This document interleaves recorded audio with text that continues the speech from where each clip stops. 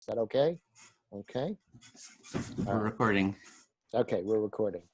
All right, so just welcome.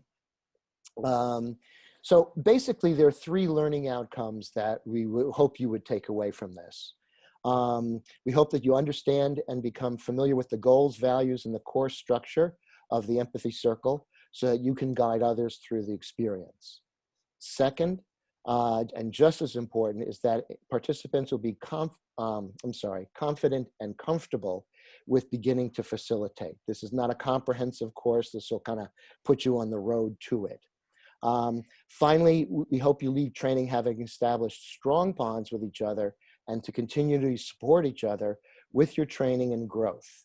Although the training is short, we view this practice of listening and facilitating as a lifelong practice akin to physical exercise. It's a muscle that you constantly need to exercise. The course arc is that we plan to take you through the Empathy Circle experience in the first class. The second class will be a preparatory class for facilitation. The third and the fourth class will be facilitating experience and a reflection on your learning experience, plus some role plays in there. And that's just the overview. And now I'm going to pass it over to Lou. He'll talk about the core principles. The Empathy Circle practice is connected to trying to build a culture of empathy, and there are some core principles. So Lou? Thanks, Bill. So my name's Lou Zweier. I'm in Northern California. And I've met Edwin about, I don't know, 12 years ago now, 15 years ago, something like that, when I was working on a show about conflict resolution. And I've been doing the Empathy Circle work with him for at least 2 years, maybe a little more than that. Yeah, and what Bill, the Empathy Circle practice is a process. It's a practice that is meant to help promote a culture of empathy. So Edwin founded this organization called the Center for Building a Culture of Empathy. And there might be lots of different ways to do that. And certainly one of the ways to do that is to listen empathically to people. And the Empathy Circle practice is a simple, it's a simple but a very wonderful structure, little bit of structure that helps people learn to do that, to listen to each other. And I've taught communication skills and conflict resolution for a long time to a lot of different kinds of groups. And one of the reasons I was so attracted to learning the Empathy Circle practice is because when I was exposed to it, was like, oh, this is really nice. It's simple. You can do it without a lot of instruction, but there's a lot of learning that happens as people participate in the circle. And particularly if the circle is led by a skilled facilitator, someone who actually does have some deep skills in listening. It's interesting how people pick that up and learn from it, and the facilitator helps move that learning forward by the way that they participate in the circle. And that is also one of the differences in Empathy Circle practices. The facilitator is actually a participant in the circle, whereas in most kinds of practices, a facilitator is someone that holds himself outside of the process and isn't a participant. And that is a difference, a significant difference, and an important one in Empathy Circle practice. So before we get into the Empathy Circle part of what we're doing today, I wanted to talk a little bit about a culture of empathy. And I'm going to paste into the chat, oops, wrong. So much, I copied and pasted something else into the chat before the last time I did this. Let me, no, that's not it. That's not it. That's not it. Okay, let me, pardon my,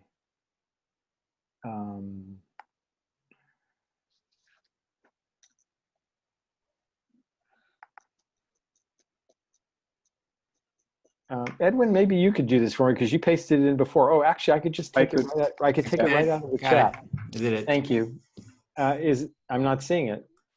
Oh no, you did it privately. I'm sorry. Yeah, everyone in the meeting. Sorry, what I was going to do is paste the text of these, some of the values of a culture of empathy. So what does it mean to create a culture of empathy? So in the chat, we've pasted these values. So these are, and we're having an ongoing discussion about what are the values of a culture of empathy. So this is not like fixed in stone, but these are some of the things that we've come up with so far. So one is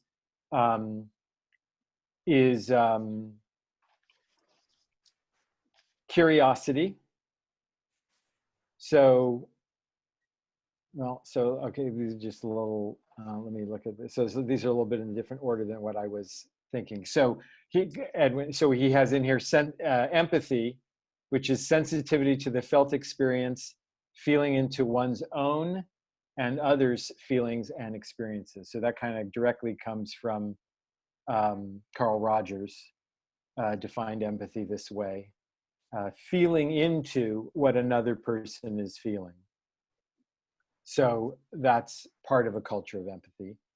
And then mutuality. So in an empathy circle, mutuality means following the structure provided by the circle process to ensure that everyone gets an equal chance to be heard to their satisfaction. So in a normal conversation, you know, that isn't what happens, that everybody gets a chance to speak and be heard fully. And so that mutuality is a key part of the empathy circle. Curiosity about others and what is important to them. That's kind of a key value. Openness about oneself and about different points of view. So that's a value we try to promote. And certainly as a facilitator, you promote these things by demonstrating them, by being open yourself and being curious yourself. Honesty about honesty about saying what is important to you, even if it's different than other people's ideas or feelings. So this is something you could call this courage also. People sometimes are reluctant to do that if they're not sure that their ideas will be accepted. Inclusion, that recognizes the richness of diversity and takes action to include that diversity. And then equality, which is there is no hierarchy in the circle. Everyone participates as a person, not as a role. And if you're doing an empathy circle where there are relationships, prior relationships, that's one of the things you can say explicitly. And one of the things about the facilitator being a participant actually is a reflection of this this principle or this value that there is no hierarchy in the circle. So we're not going to get into a long discussion about this today, but I just wanted to hear from people what of these values, what jumps out to you? What thoughts do you have about what you're hearing? Or is there a particular value that jumps out to you? And we could just do this popcorn. Anyone who wants to share can raise their hand and we'll do that. I'll call on you.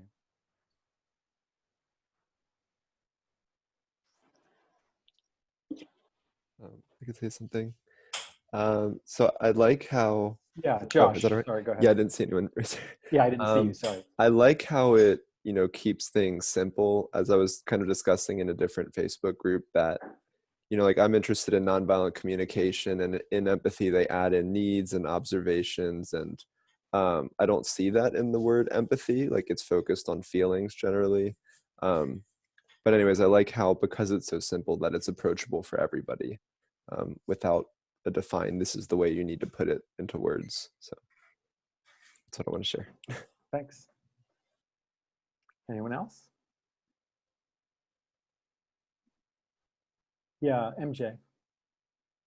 Yeah, I quite like the equality value, that there's no hierarchy in the circle. I think that it links well with the mutuality as well, that you're free and open to expressing, there's no prejudgments going in. Natalia? I'm connecting in my heart with the openness and curiosity, being open to whatever comes. That's something that is very important for me. Yeah, and one of the rules of the empathy circle is that even if there's a topic to the circle, then when it's your turn to speak, you can speak out whatever it is that is important to you in that moment, and that's part of what keeps the circle alive, like, and meaningful. So people are encouraged to do that.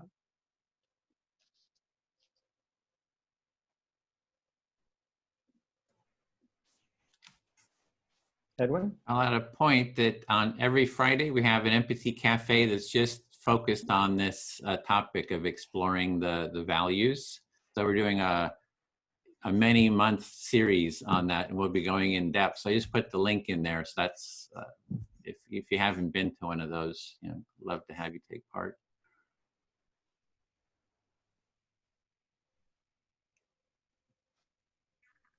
Anyone else have a thought about, like maybe a feeling about which one of these is really important to them, or a thought, any kind of thought about any of them? Yeah, Anita. It's not so much a thought about the value specifically, but just to acknowledge how wonderful it is to see so many people have a conversation in their day about empathy and widening the circle of empathy more broadly. I'm just so heartened. Thank you.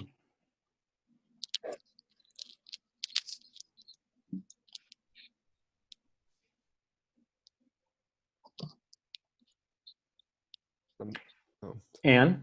Yeah, I'm going to pull up the words again. I like the way that with the first statement about empathy, it's feeling into one's own and others' feelings and experiences. The fact that the feelings are there, I think, is really crucial. That it's experiences and feelings. And I like the way that's expressed. Thanks.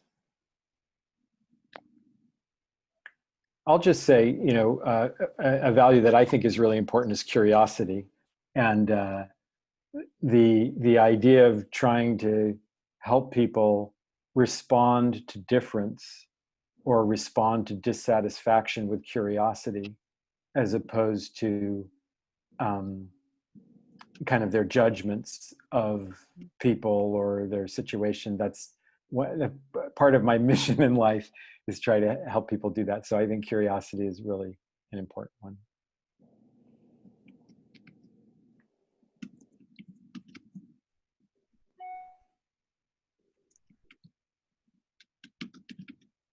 Anyone else?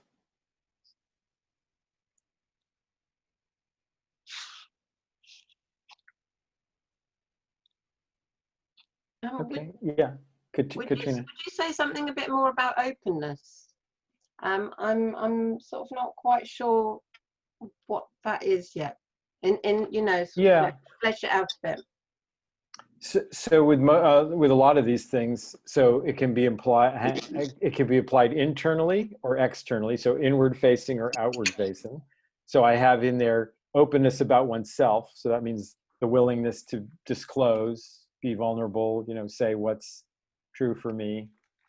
And then openness about what others say. So being willing to listen to what others are saying, even if I disagree with it or it seems crazy to me, you know, willing to hear it and reflect it back, even though reflecting back is not agreeing, you know, recognizing that just because I'm reflecting something back.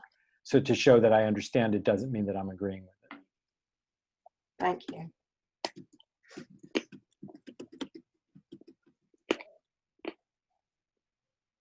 Okay, well, Bill, you want to take it away for the next thing? Sure. So right now, I know that most of you have you've attended circles and you know the how-tos, the basic mechanics of it, and it's pretty simple. But I will go through an explanation because this is going to be on your quiz. And so anyway, and again, I'm starting off and people say, well, I don't know if I have all the answers or something, when I'm looking to see whether you have the right questions. And so more than the right answer. So if you mess up or something like that and you see one of us here, just, hey, Bill, did I miss anything? Lou, did I miss anything? Edwin, did I miss anything? That's fine. That's fine. Okay, so the Empathy Circle has 4 roles. There's the speaker, there's the active listener, there are the passive listeners, and then the facilitators. And I'm going to set aside the facilitator for just a moment here. The first person is the speaker. The speaker can speak, usually there's a time limit of about 5 minutes, and can speak on the topic or anything else that they feel that they want to speak. So you don't have to stay on topic. They choose an active listener, and the active listener, and this is the trickiest part, I think, is to listen without adding questions, comments, even encouragement, sympathy, or anything, but just try to reflect as purely as possible what the person is saying. It may be a reflection of the specific words. It might be a feeling that you pick up or of an underlying value, but you're trying to really hone in on the experience that the speaker is describing. The other role is the passive listeners, and then as a passive listener, you're kind of just tracking the conversation and just listening. But also, in this case, be aware of the communication, the energy exchange between speaker and listener. As a facilitator, that's a good thing to be just aware of, how the group is doing.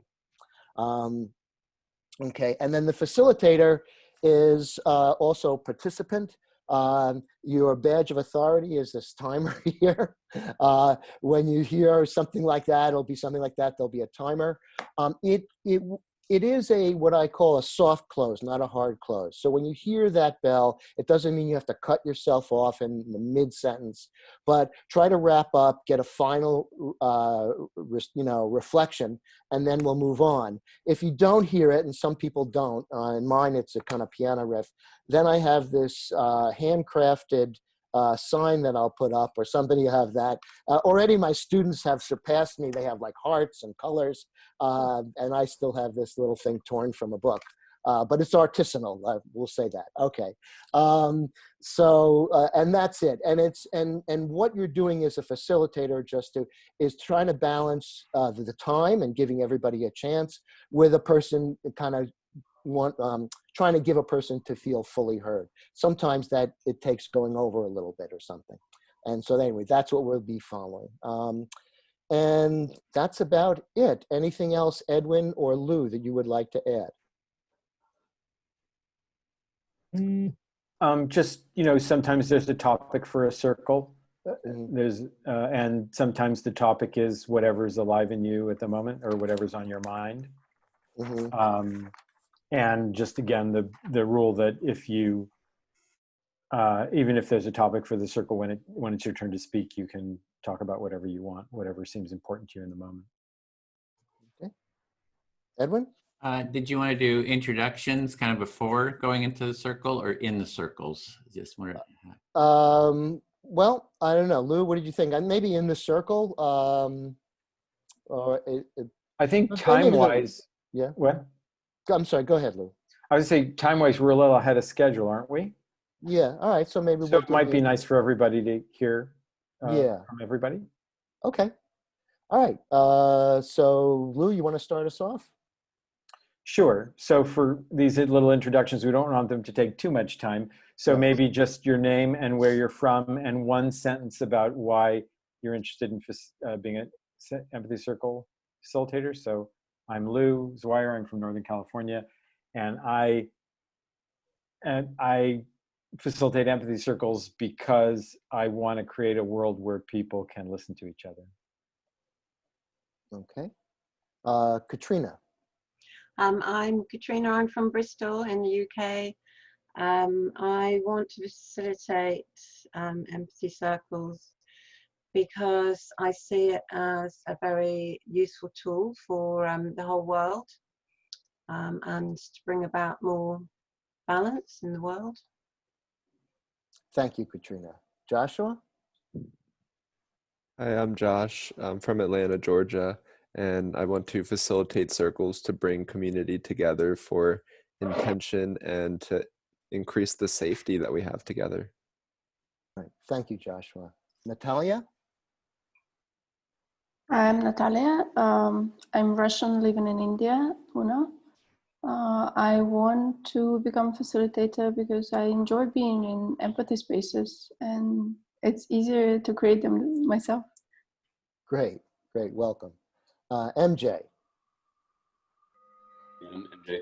He's pronouncing his and I joined here because I would like to help create better dialogue between people and bring community together. Great, thank you, MJ. Karen. Hello everybody, I'm Karine from Paris, France.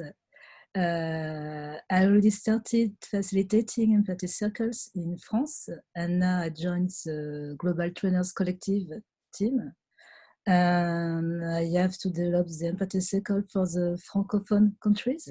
And I need to train some other facilitators, some other French-speaking facilitators. So I need some help.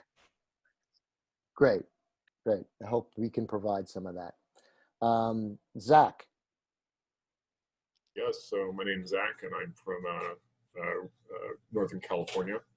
And I'm interested in continuing this work with Empathy Circle Facilitation because I absolutely see and respect how this simple method exercises empathy, you know, makes it easy for you to listen to people and be radically present for longer periods of time, and how that ultimately changes, you know, people's behavior and ability to work through hard issues and deal with perhaps different views, different ideas of how society should work. You know, yeah, that excites me, and I'm excited to continue learning more and practicing more. Great, glad to have you here. Anish? Hi, I'm Anish. I'm calling from Pune, India. I love facilitating empathy circles because I really value quality discussions, deep listening, connection. And since these places are shrinking around me, I want to have more and more spaces around me. And what better way to start one if you're not able to find one? Great, thank you, Anish. Okay, and I hope I get Anita. Is that correct? That's your, okay. So Anita, please. You're muted. I'm the one. I'm based in Montreal, Canada, and I'm interested in becoming a facilitator because as part of a program I'm part of, I have to work on a legacy project, and I'm interested in bringing generations together for dialogue, and I think this could be an extremely useful tool. Oh, great. I think so too. Oh, great to have you. Edwin. Yeah, Edwin Rutch, San Francisco Bay Area, and I just want everyone in the world to learn how to facilitate an empathy circle, like, you know, 4.5, however billion people. I really think it would be kind of revolutionary for the world if everybody could just do this simple first step gateway process, you know, it would just really support well-being in the world. Great, thank you, Edwin. Charlotte? Hello. Two of you said something that really hit home for me. Enjoying being in empathy circles, actually really needing to be in empathy circles, and then bringing generations together for dialogue. I am bringing hugs back together with people over the generations virtually. And in other ways where we can bring in touch when we think that we aren't able to bring in touch. So I want to bring that into an empathy circle. Great, thanks. Great to have you here, Charlotte. Anne.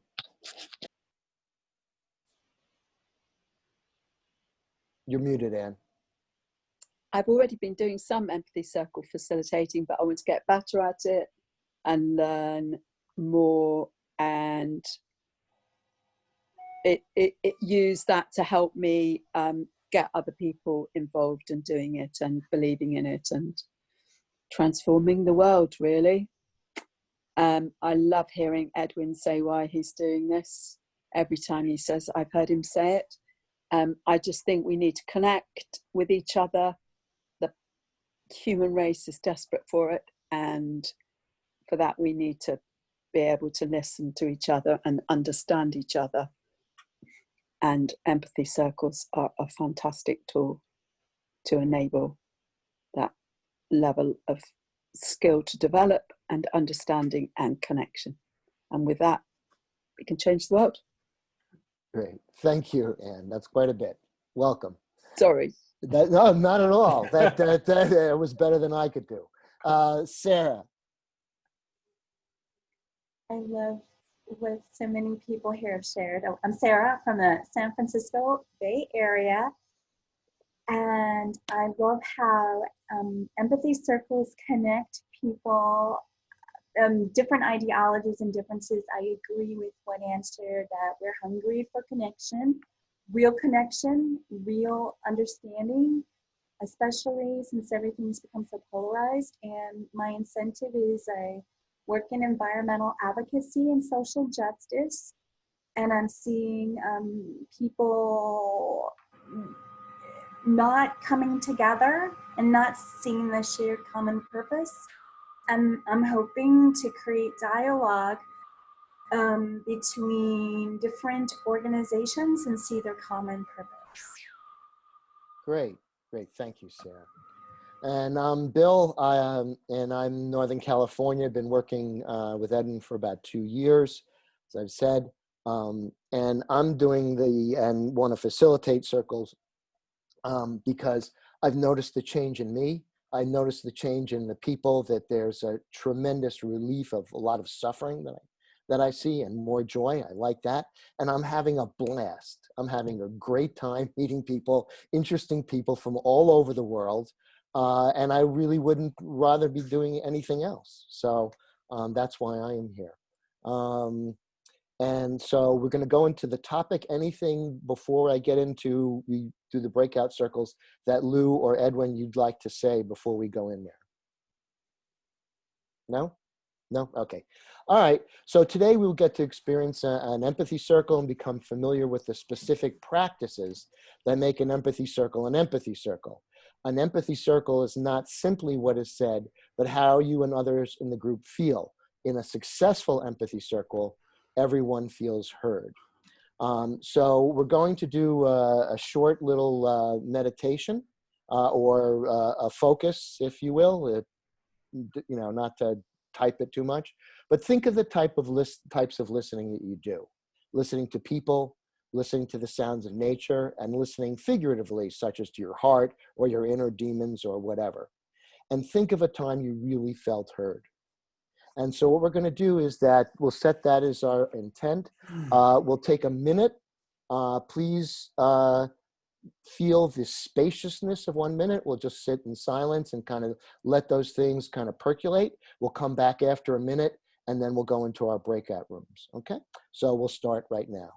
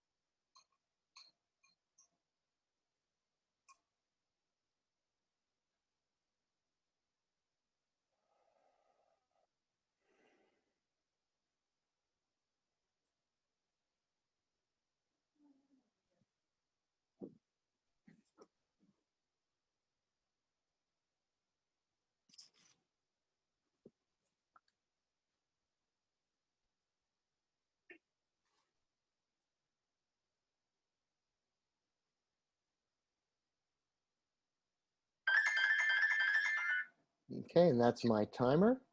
And I hope you enjoyed the spaciousness of 1 minute.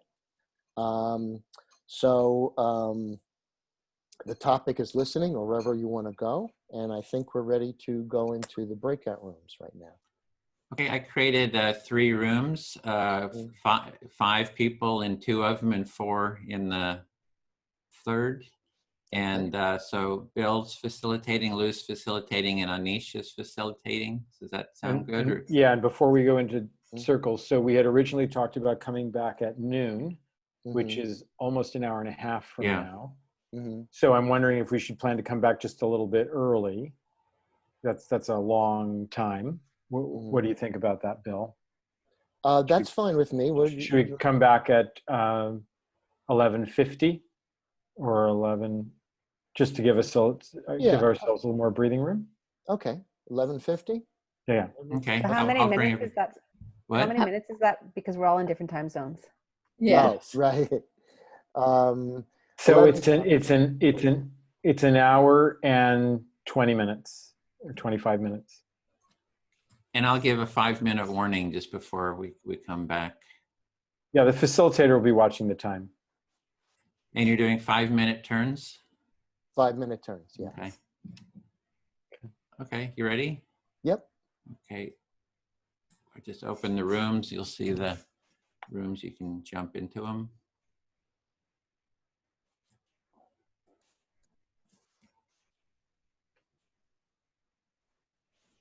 Hi, welcome. Hey, everyone.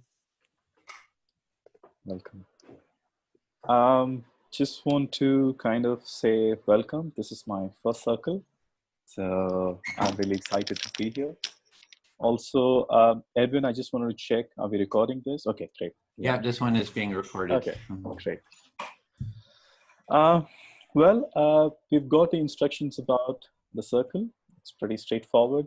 Unless you have any specific questions about the circle and you need more clarity, you could straight away start with the topic at hand. No questions Good. here. Okay, great. So just wondering who would like to be the first active speaker. You could take a few seconds. And the topic we are discussing is think about the listening that we are more attuned to, whether it's listening to nature, to people, and which was the most memorable moment that you can really enjoy when you went back into the meditative moment. So using that as an anchor, that's the topic we had. And as we said in the circle, anything else that is alive in you could also be something that you could start with. So the invitation is open to be an active speaker. If you would like to be, go ahead. I'm happy to step up. Okay, Anita, and who would you like to talk to? Joshua, since we don't know each other. Great. Okay. Yep. And what I'm going to do for us is to look at the 5-minute. And just before the 5-minute, I will show you something as this. And you still have a few seconds to finish the thought and get a reflection back. Okay, and Joshua, I'm going to speak in a way that if I say too much or too little for you to absorb, you just give me some feedback. Yeah? Mm-hmm.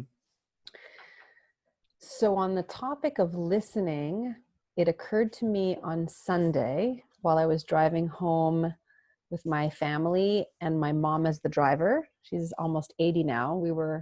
I'll let you, I don't know, is that too much information? So, I mean, on a Sunday, a thought occurred to you while you were driving home with your family and your mother was driving at 80 years old as well.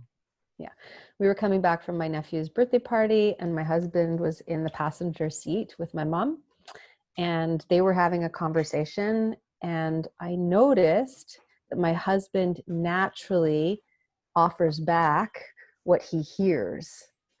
And I thought that's why I perceive him as such a good listener, because he does that with me. So on the car ride back, you were noticing after a birthday party that in the conversation between your mother and your husband that he was able to reflect that back, and that's why you perceive him as such a great listener because he does the same with you. Yeah, so in my lived experience, I just thought, oh, he's such a good listener without understanding the mechanism. But then I heard what he was doing and I thought, that's it, bingo. And it occurred to me by comparison, I must not be as nearly as good a listener to him as I could be. Yeah, so you saw that this is why he's so successful, and then you've learned that in you've not been echoing back the same in the same way that he's been able to do successfully. Yeah, and I know that that's what the empathy circles are meant to do, is to help us flex that real deep present listening. And so I made a mental note on the drive home how good timing this call was for me to start that flexing. Yeah, so you were kind of excited that this is the exact topic that you'll be working on to flex and work those muscles of empathy. And it also made me think about not only how I could do that with my husband, but also with my daughter and with my friends and with my students, and just in general become a much better listener. And so you're thinking about how this can apply not just to your husband, but to your daughter, friends, and students as well, to become a better listener. Yeah. And that's all I want to share for now. I feel very heard. Right, feel heard. Wonderful. Edwin, would you like to listen to me? Yep, listening.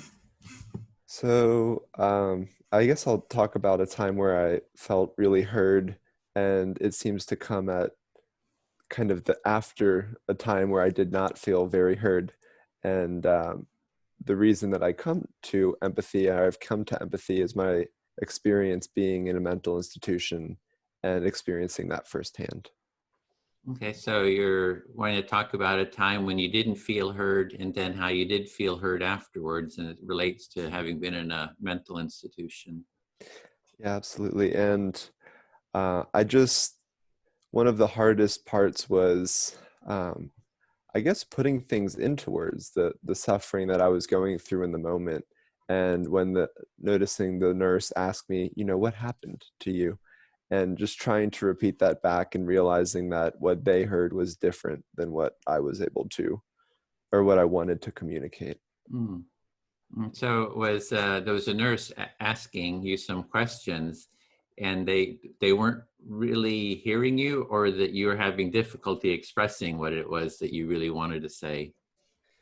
Yeah, it's both. And that, what had occurred happened through 5, 10, 15 days, through a lifetime. And she was ready for me to explain it all in 5 minutes in the English language. And so that was a bit of a frustration. And then to receive diagnoses, from people as opposed to the empathy was tough. Okay, so she was like trying to diagnose you, and you just felt the pain of it, or the difficulty, the toughness of that. Yes, and probably the lowest point that I got was where I was with a LCSW, and he said that, you're in stabilization. It seems like the eagle has landed and the dust is settling. And directly after that, I spoke with my psychiatrist, who asked, "How are you feeling?" And I said, "It seems like the eagle has landed and the dust is settling." And he said, "Your thoughts seem a little jumbled. I might want to keep you here another day." And yeah, and you can repeat that back. Yeah, so I don't know what the LCS, the clinical social worker. Oh, the social worker said, "Oh, your eagle has landed, the dust is settling," and so it had that metaphor. And then when the psychiatrist, asked you what was going on for you, you repeated the metaphor, and he thought it was like jumbled and mixed up, and wanted to keep you longer because of that. Yes, and so I spoke with my friend who's also a counselor here in Athens, and I told her the psychiatrist made me mad. And she didn't necessarily repeat that back, but she said, "Josh, nobody can make you feel a certain way. Learn nonviolent communication." And I thought it was a very loving thing. And because of that, I'm here today with empathy, and I know the power of it, because I haven't needed to return to an institution or be medicated to live life and empathize. So someone advised you to try nonviolent communication. You did, and it's had a big effect on you, or sounds like for your well-being. It's especially the empathy part of it. Yes, absolutely. And so then, working with groups like this, is when I feel the most heard, because I'm able to just receive back, the observations as opposed to evaluations, which seem to have frustrated me, and to have compassion for myself, that this is a constant learning. Yeah, so it's in these type of groups where you feel the most heard, and actually have a sense of also a feeling of compassion comes up too. Absolutely. And so last point, I'm really grateful that you've been able to offer this and seeing the work of the Empathy Tent, and it's really excited me to see what we can do being here in Atlanta with a lot of police violence and, racism and just all of this history, that if we can just understand and repeat back what we hear people say, I think that is the biggest first step towards creating peace.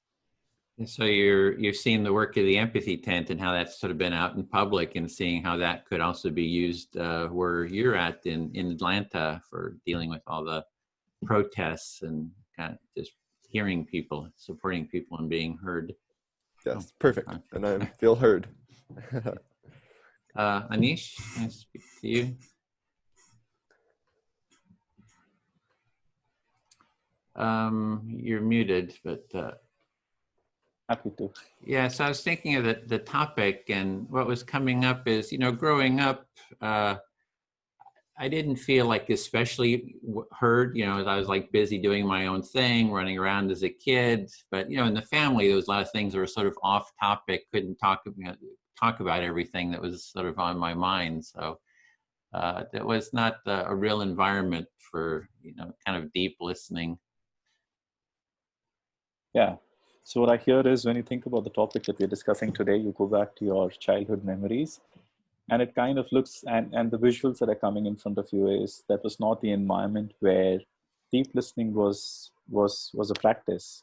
There were topics within you which you would like to talk, but there was no space for it at that moment. Yeah, it was sort of Christian, evangelical, conservative, you know, and it's just, you know, there's sort of a way you're supposed to be, and you can sort of feel it, you know, you can sort of feel it in the air. So you kind of, I would, you know, kind of, yeah, just, but, you know, I didn't know any better, and it was, you know, I was just off having fun, you know, going hiking or bike riding, you know, playing with friends. So I didn't really think much about it. Didn't have anything to compare it to. Yeah. So the environment was different, not conducive for what you were really looking at, especially the Christian evangelical environment that you mentioned particularly. And then you were also free-flowing, you were enjoying what you were doing, hiking, being, and that kind of was the context and where you were with respect to the context. Yeah, and then I took off after high school. I took off traveling. So I rode a bicycle from Sacramento, where I grew up, to Canada, and which was, you know, a couple months trip, you know, working. And on the way I met, you know, it's kind of in the early 70s, you know, it's still kind of the overflow of the hippies and all that kind of stuff kind of in the air, and the seeking, you know, everybody's kind of on the road seeking. And I met a guy named Harold, and we became friends, and he was like just this super good listener, you know, so it was just like, so that really had sort of an effect on me, like, oh, we can just kind of talk about anything, you know. So yeah, so that was just sort of I think sort of an opening for me, just about being able to talk and kind of be heard. Yeah. You're remembering a time in the 70s when you actually took a trip on your own and you biked, and in your journey of seeking, which was also a residual cultural aspect of that time and era, you came across a person called Harold, who, according to you, was a very great listener, and you really enjoyed having a conversation, and there was a lot that you kind of picked up from him while your transactions or conversations happened. Yeah, we worked together picking fruit, apples in Oregon, and we're in the pickers' shacks, you know, where the workers live. So we shared a pickers' shack, and we would talk for hours and hours and hours. And then later on, I started traveling around the world, and we met up in different places in the world. We met up in the Philippines, and it was the same thing. We traveled around the Philippines and be talking. We went to India. I met him in India. We went up to, you know, Kashmir, and it was just this quest of talking and sort of being heard, you know, and just it was a lot of fun. And in Europe, so we just, you know, met and periodically in different places in the world. Yeah, what I hear from you is that you really enjoyed your connection and the conversations you had with Harold, so much so that you had many more opportunities around the world while traveling in similar setup, working, staying together, engaging in dialoguing, listening to each other, and also traveling. And all in all, it was a lot of fun for you. Yeah. And I didn't have the word that yet, but I think he was just a very empathic person, you know, so it's like I kind of learned just through our friendship, you know, just that empathic way of being, kind of got tuned into it more. So yeah, it was very meaningful. he was a real mentor to me. And what I hear you say is that even though the term empathy didn't come, or empathic connection didn't come to you, you felt that experience with Harold. And that was something that you really kind of understood from the experiencing of having that presence and having that listening and the quality of listening and connection. Yeah, and actually talking about workshops, probably my time. Okay, I'll pause. I'll come back around. Yeah, feel heard. Okay, what I hear is at this moment you have something else, but you're happy to wait and come back a little later. Thank you. Wow. Joshua, would you listen to me, please? Yes. Yeah. Wow. my head is just going all over the places, listening to the experiences. And what I hear is 3 different stories, and all 3 stories kind of connect with me in different parts of my own life. Of course. And so you're hearing all of these stories and your head's kind of going all over the place because they're all connecting with you and reminding you of different parts of your life. Yeah. So I'm blessed to have 2 people in my life who are absolutely amazing listeners. They have no idea about NVC. They have no idea about empathic circles. They just have that innate nature in them to genuinely care for another fellow human being. And they have been most amazing support that I've ever had in my life. So you're really grateful and blessed to have people in your life that, you know, without ever really researching into this or knowing much about NVC or empathy, they've been able to put this into practice in your life. And that's how Anita's story kind of just hit home with that point. And then, Joshua, when I heard you talk about, it brought me back to 2016 in my life, where I went through a breakdown. I was severely depressed, got into suicidal track, then got into therapy. And that was a moment in my life where I was saying, all that I want is someone to just see me and acknowledge that I matter. And just by their presence. Of course. Yeah, so Anita's story with her family reminded you of the family, and then my story of having my breakdown reminded you of in 2016 when you had a similar depression and suicidal thoughts, and just, you know, realizing that all you really needed was somebody just to be there and listen. Yeah. And then a friend coming and helping me along with my therapy sessions and introducing me to the world of NVC. That was again a connect that I found. And yeah, that's it. Yeah, so you also had a friend there who was able to help you out and connect you with NVC so that, you know, it was helpful for you. Yeah, and last but not the least, Edwin's story. I got an opportunity to exchange stories with Edwin, have so much similarity. Started traveling 12 years ago, left everything that I was doing, traveled to different parts of the country, not a globetrotter, but within India, went through all the states on my motorcycle, treks, hikes, meeting people, just trying to understand how do I belong and relate to people around me, and what's the connection that is beyond the obvious, like at a deeper level, as a human being, how am I more than what my conditioning is? Of course, that's a lot. Yeah. And did you say 2 years or 12 years?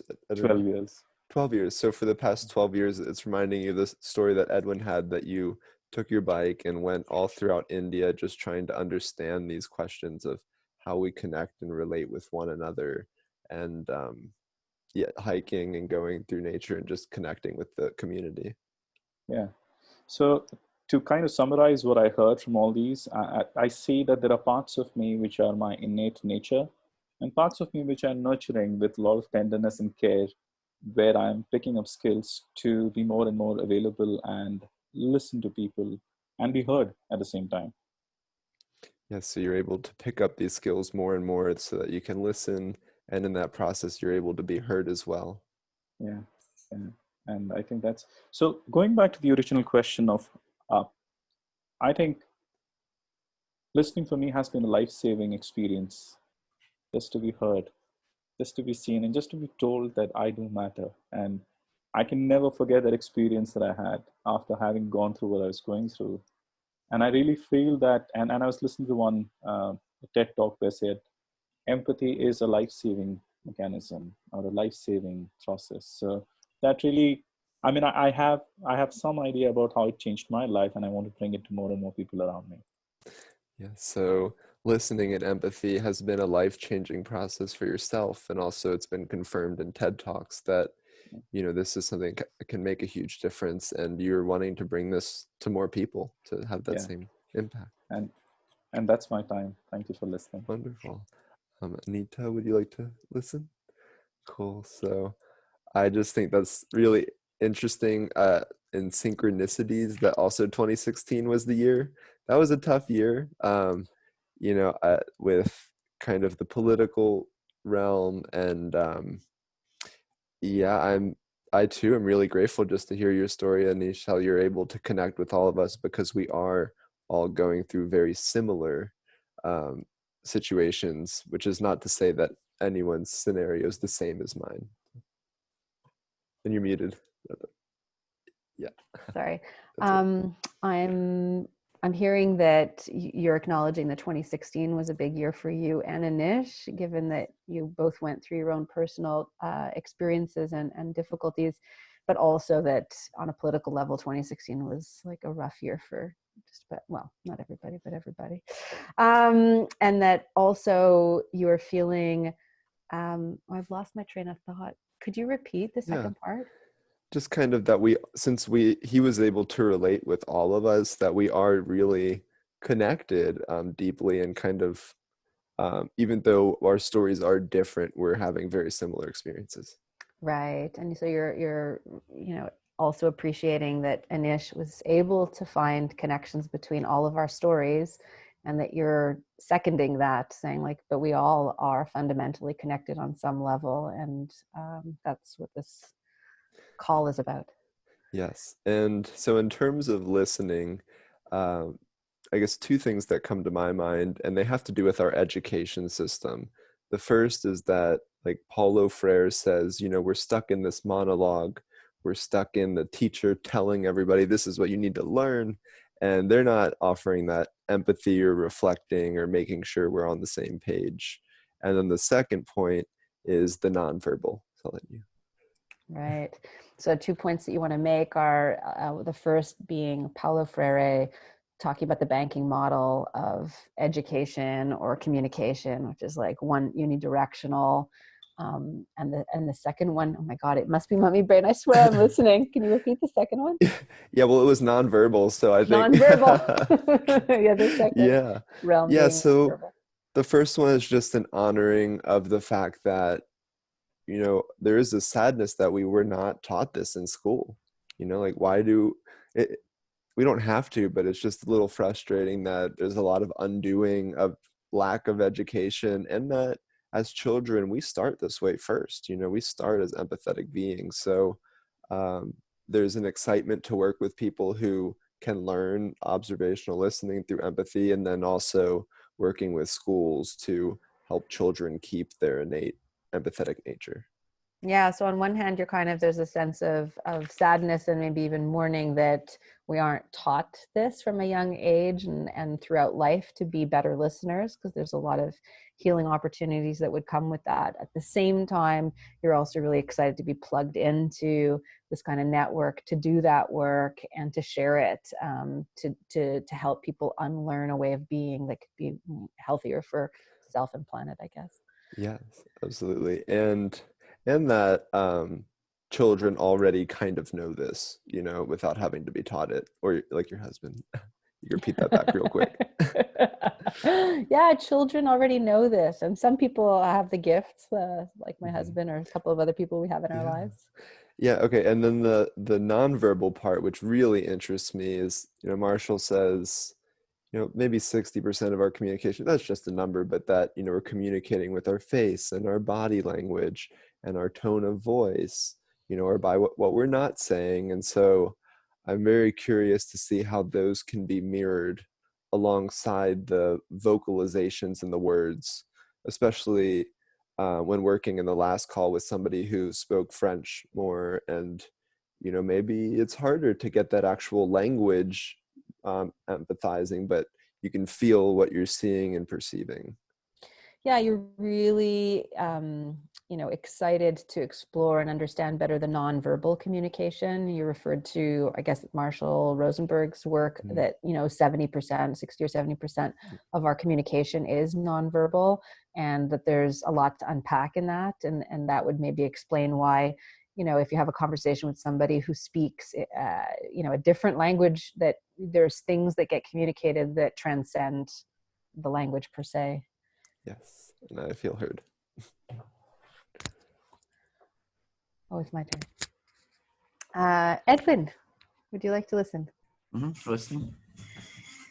So when I was listening to Joshua speak for the first time, have you spoken only once, Joshua? Or twice? Twice, yeah, okay. I was reminded of part of a snippet that I heard with Amanpour on CNN. She just interviewed 2 individuals about a program that's being used in prisons. So when you were hearing, was it Anish speaking? No, Joshua. Oh, Joshua, sorry. Somebody just joined the group. I was kind of distracted. Sorry about that. So when Joshua was talking about his experience, it reminds you of Annapurna talking about listening at some programs in the prisons. Yeah, so one of the guests was a judge, and the other one was a father of a son who died at the age of 34 as a result of so his life experience as a schizophrenic. And the judge acknowledging that so much of the judicial system is actually doing the work of psychiatry and treatment. Mm-hmm. So it's really about how the judicial system is doing so much of the work of the psychiatry, and so the listening and the healing kind of aspects. And yeah, and so this program, and I didn't watch the entire show, but was an opportunity for people who are not well, but in prison, to actually heal. So it's outside of, a medical treatment, but the program allows healing to take place, and that they're not stuck in this perpetual criminality, going to jail, in and out of jail, which is, I didn't know, a very big thing among people who are schizophrenic. So they have a program that offers sort of more therapeutic or practices, and there's a sort of an in and out of the prison for people who are schizophrenic. They're in and out of prisons. This is sort of a program that can help them through dialogue and listening, sounds like. Yeah, and it connects to what Joshua was just saying, which is if we did more preventative work, like empathy dialogues, and people felt heard as humans, I think that we would be a healthier society as a whole. Yeah, so if we were doing more of what we're doing here and had these type of programs that could really support people with listening, it would just be a healthier, better world. You just see the value of it. Yeah, and so I went down that one track because of the show that I just watched, but also a webinar that I attended this morning. We were talking about the gendered nature of emotions, and one of the speakers wrote a book called Rage Becomes Her. So there's a book that you read called Rage Becomes Her. It's a gendered book. I wasn't quite clear on that. Yeah, no, I was part of a panel on a webinar, and one of the other speakers wrote a book called Rage Becomes Her. And all the speakers were, kind of experts in their field. So we had a woman on anxiety, a woman on fear, a woman on rage, and a woman, being me, on empathy. And by the end of the 90 minutes, one of the takeaways I had, so maybe I'll stop there. So you're on a panel and people had different expertise, anxiety, empathy, etc. And there was, afterwards, you just had a real, sounds like a takeaway. Yeah. Yeah, I remember hearing, and I don't know who the quote is from. I want to say Beethoven or Mozart, some classical pianist said, it's the silence between the notes that makes the music.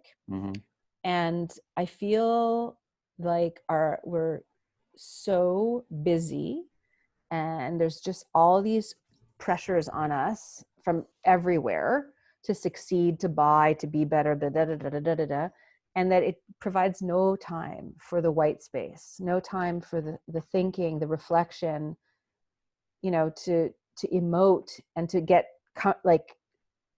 to be self-aware about how we're feeling. So you're hearing the metaphor of music. You're not sure which musician said it, but the music, there's the space between the notes is the music, and you're making an analogy there to our life, which is very busy, buying and working, etc. And there's all this busyness, and there's not a space to really listen to ourselves and others and really self-connect and seeing that that's important. Thank you. I feel heard. Okay, great. Joshua, can I speak to you? Mm-hmm.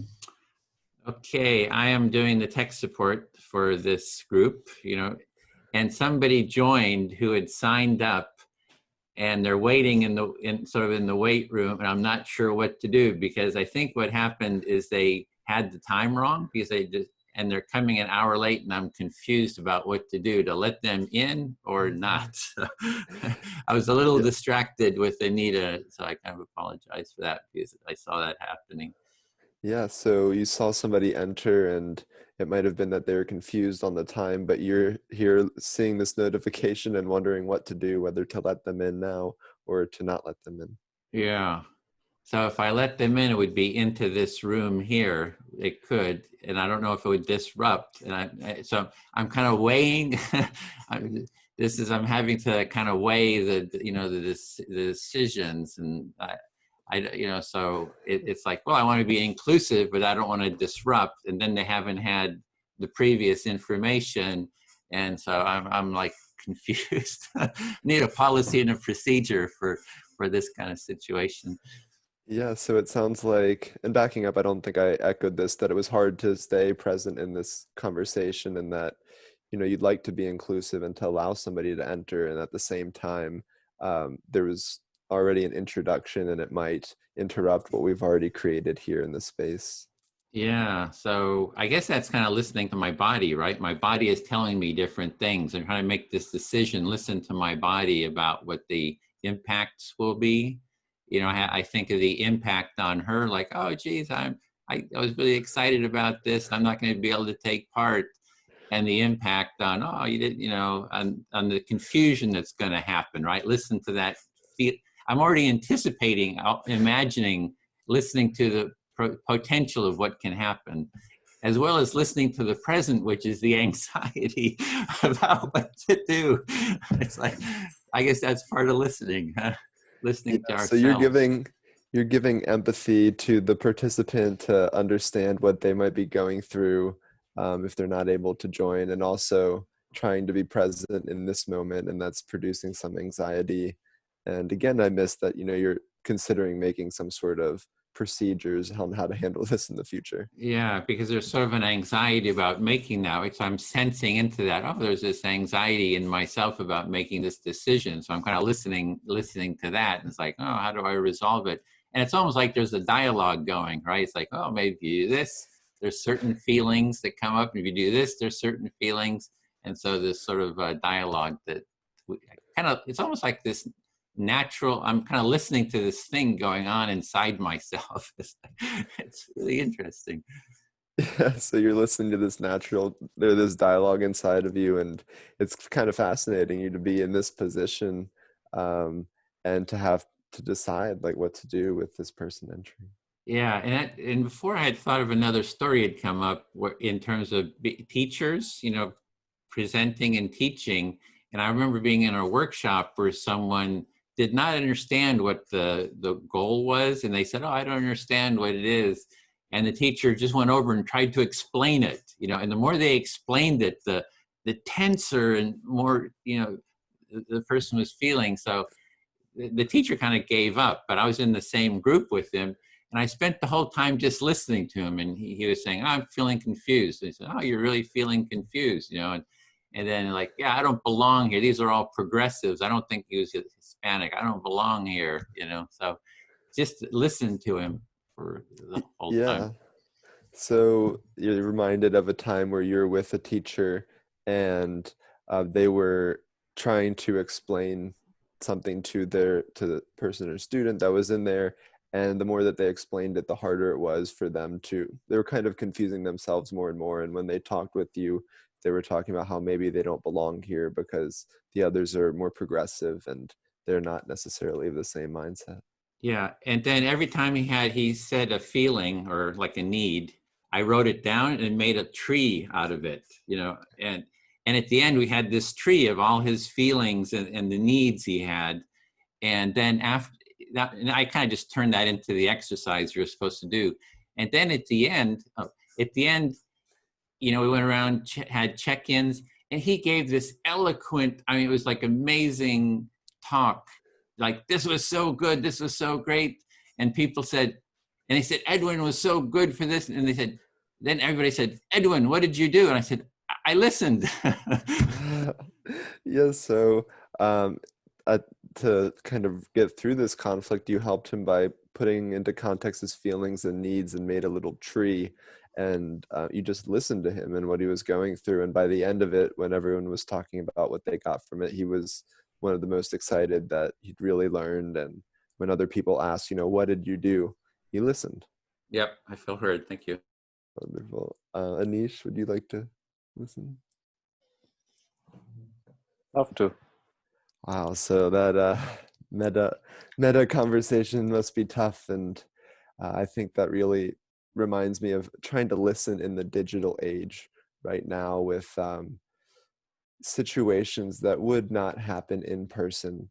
I've given an empathy session with somebody who's a father, and he mentioned that he received a phone call from his daughter while he was driving on the interstate in LA, and how this conversation, given the context, was really tough for him to be present and to give empathy to his daughter when he's going down the interstate at 70 miles an hour and the person calling has no form of context of what he's been doing the whole day. Yeah, I hear you wondering about how the conversations are happening in today's time, especially an incident where you were in an empathy call with a person, and that person was recollecting the exchange that happened between him and his daughter while he was on the highway and getting that call, and how limiting that conversation could be, or how challenging the conversation could be, keeping in mind the digital context, the lack of context, and many other aspects. And I guess a minor correction, this was an in-person empathy session, but he was recounting a conflict that occurred while he was on the phone. Okay, so you are correcting me by saying that the empathy, the discussion you're talking about was an in-person session with this person while the person was recounting an experience. Yeah, and so I think what's very hard, and we already struggle with this, at least in the US, is understanding context behind people's behaviors, and how, sometimes if it seems like you're angry, maybe you haven't eaten all day or you haven't gotten exercise. And because we're able to communicate on the phone with people that we just poof into existence, it's really hard to see their humanness and to see their struggles because it's off screen. Yeah, and you think that it has something to do with the lack of context in conversations, especially when they are on a phone call, where we do not see much, and there's not much information of what has really happened before the call. And in that call, there's very limited information about what is alive in that moment. Like in the example, the person may be angry because the person has not eaten the whole day. And it is limiting in a certain way. Yeah, and to go further, I'm noticing like Facebook conversations and in the comments, and how, there's no really reflection. You don't know if people are actually hearing what you're saying, but also you're not seeing the facial features. And it reminded me of a little skit that Key and Peele did where they read off the texts and one person says, "Okay, I'll be over," or "Okay, let's do it," and the person receives and says, "Okay, let's do it," and you don't get the tone, and you might misinterpret someone for being angry when really they're satisfied. And I'm just wondering, how we can grow from this and use this to help us move forward in this technology age. Yeah. So from there, you connect to the whole exchange that happened in social media platform, especially on the Facebook aspect, where people are commenting and they're trying to relay a message from their point of view. And then you connect to the skit about two people enacting a statement that let's do it was a text that was sent, and the other person receives it as let's do it in a very different energy. And so much information is hidden in the context of the tone and the other nonverbal communication that we're not able to grasp in the digital. And that's a question that you're really trying to explore and understand more. Absolutely. And I am very grateful for Zoom and to be able to see all your faces and hear the tone of voice, and just reminding myself that I want to spend less and less time on this digital platform where we can't connect fully humanly, and to spend more and more time connecting where I can see people's faces, hear their voices, and when it is safe to do so, find a way to bring empathy into the community in that way. Mm. And I see that you really value an in-person conversation where there's much more information coming along with the words that are being said. And that's one way of celebrating Zoom right now for bringing that a little bit of experience into conversations these days. And we look forward to going back to normal conversations in person. And I heard a celebration there, and I heard an acknowledgement there. Yeah, absolutely. And just this kind of overarching theme, there's always two sides to a coin, and that I'm really grateful for the ups and the downs that everything brings us. Yeah, and the last thought that I'm hearing is that you have a sense of balance with both sides, and you are able to look at it and you're able to hold them dearly, and the ups and the downs with both in a certain way of balance. Yes, I feel heard. Thank you. Wow. Anita, would you listen to me, please? Okay. Pleasure. First things first, I'm feeling a bit distracted in multitasking, because I think in the last 4 months, what I've really trained myself is to just bring my whole presence into one space. And once I listen to the person and I get lost in I get immersed in the experience and the conversation, that I've forgotten how to multitask. So managing time and keeping in time and showing this is kind of a bit stressful for me at this moment. I'll pause. So I'm hearing that for the last 4 months, you've been working really hard at focusing and staying present to the present moment. And now that you have the role of multitasking and timekeeping, that it's a little bit trickier and not so easy to do. Yeah. Also because I'm not a person who goes with structures. I'm someone who goes with flow. That's how my life has been. So I usually, and since 2016, what I've been doing is I sit in a coffee shop. That's where I work. I work as a freelancer. And in that coffee shop, I just put a small placard that if you want to have a conversation one-on-one, please come, feel free to join me in a coffee. And then there have been days when I have just spent hours and hours talking to a stranger with no context. So that's the kind of conversation that I really enjoy. Wow. So I'm hearing that you are somebody that tends to go with the flow as opposed to being bound by structure, and you typically like to work in a coffee shop and you have a little note attached to your laptop, say, if you want to have a conversation, come over and speak with me. And that sometimes a whole day has passed where you've immersed yourself in a conversation with a stranger and just been present to what's shown up. Yeah. So I'm also someone who really enjoys human connection, presence. I'm not a loner. I can spend all my day with people around. If I have to stay in a room, I'll probably sleep because I don't have energy. So human connection and company is really important. Yeah, so you thrive on connecting with people, and if you were all by yourself, you'd probably just sleep because you'd have no energy. So you're somebody who really just, flourishes as a result of the connection you have with people.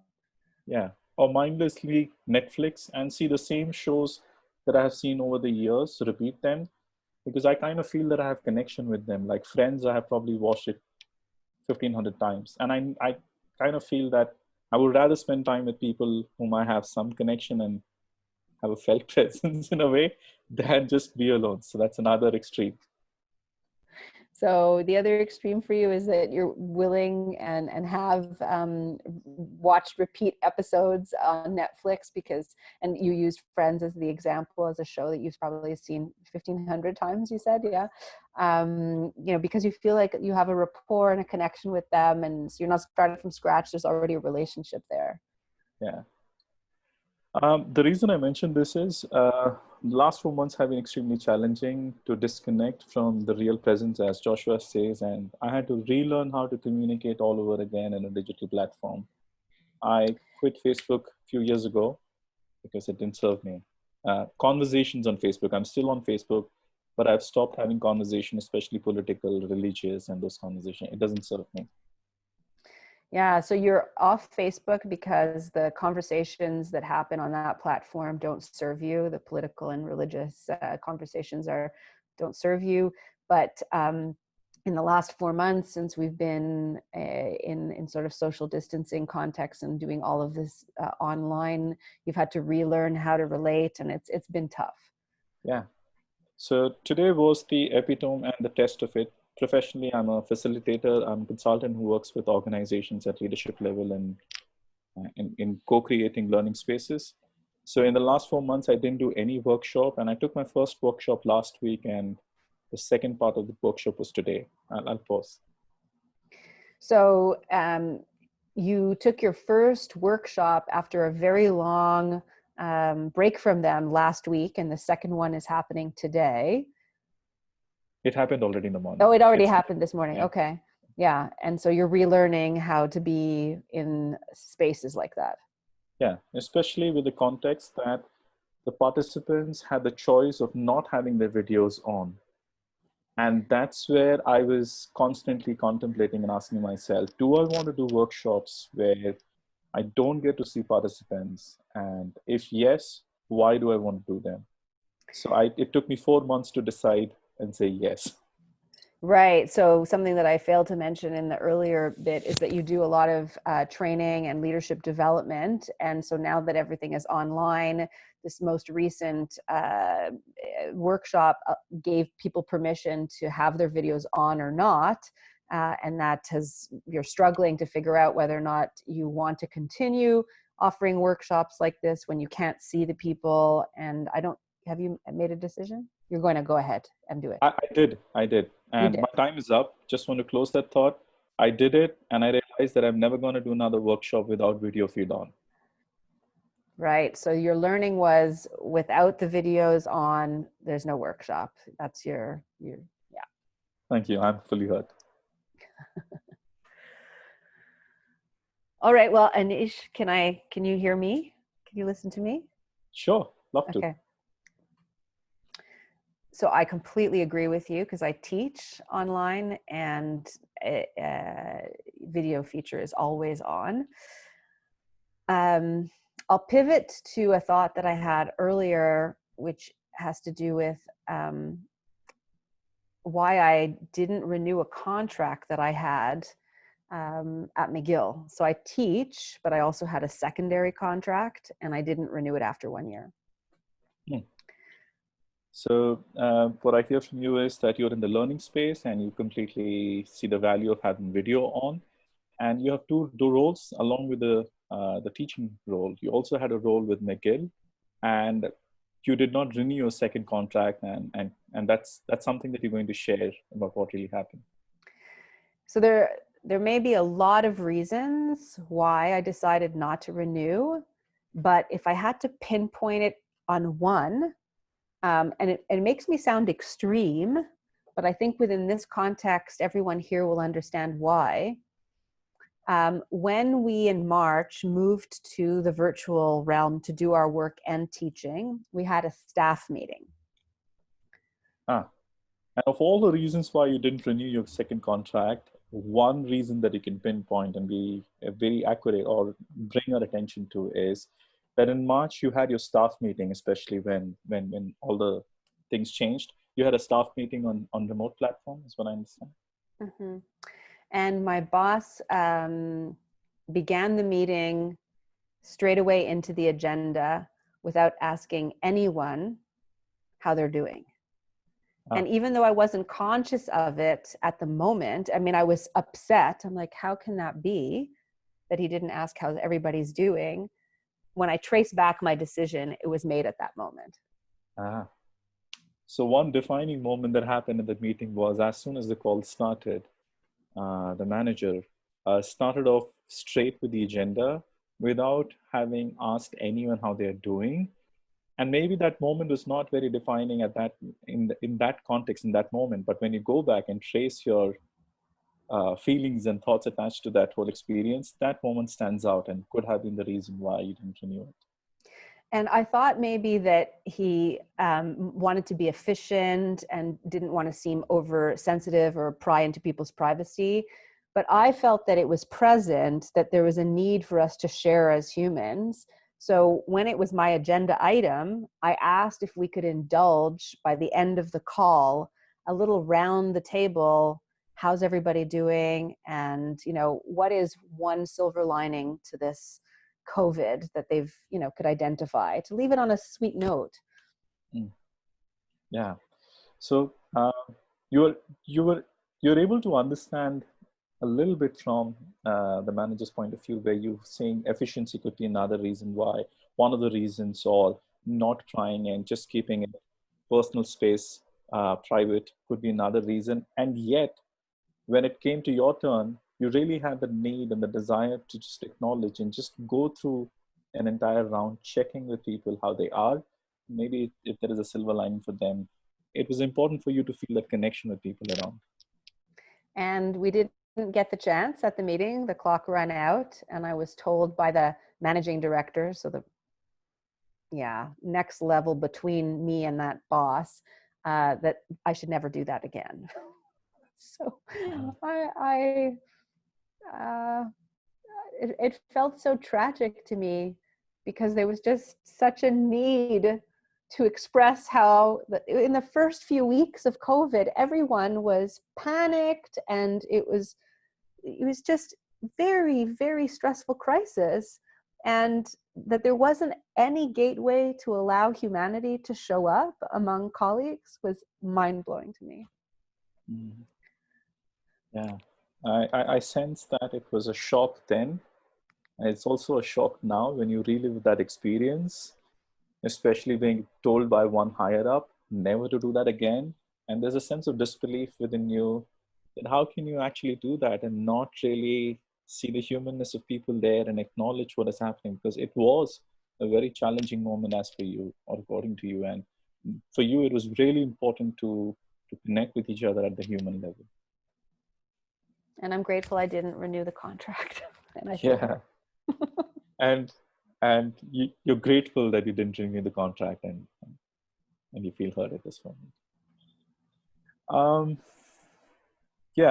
I just want to check with Edwin, how much time do we have? Based on that, I can. We have 20 minutes according to my time. Mm-hmm. Okay, then I'm happy to take 5 minutes instead. I'm just kidding. Edwin, would you listen to me, please? Mm-hmm. Listening. Okay.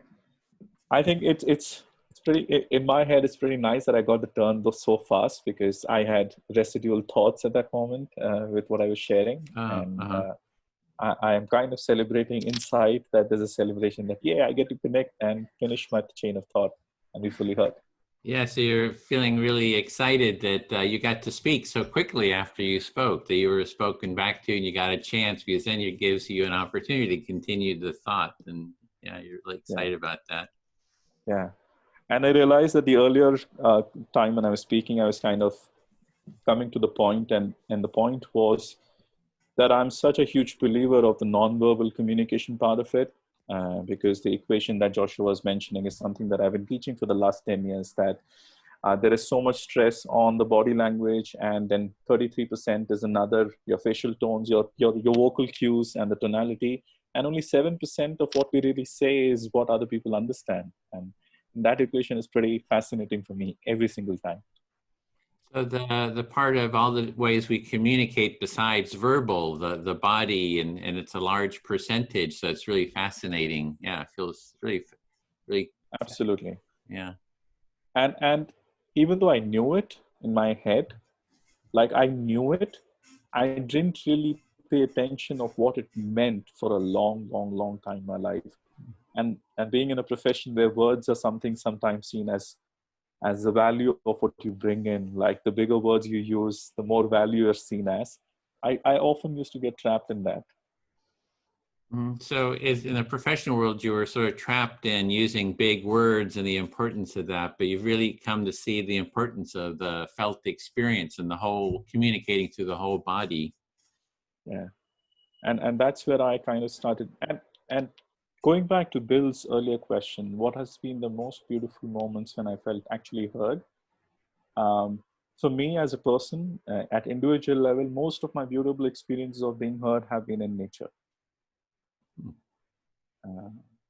Yeah. So you actually feel very heard when you're in nature. It's like a very, yeah. And I have different relationship with them based on where I am. So when I'm next to an ocean or a roaring river is when I actually scream and say the things that I would really not acknowledge sometimes, and just shout out because the noise kind of dampen it. And it looks like that it is willing to take all the rage that I have within me with my thoughts and ideas and words that I hold on to myself. Yeah. So for example, when you're next to I guess the ocean or really noisy place, that you can just let yourself out and scream and yell and really feel like you can express things you might hold in and feel heard actually, by nature. Absolutely.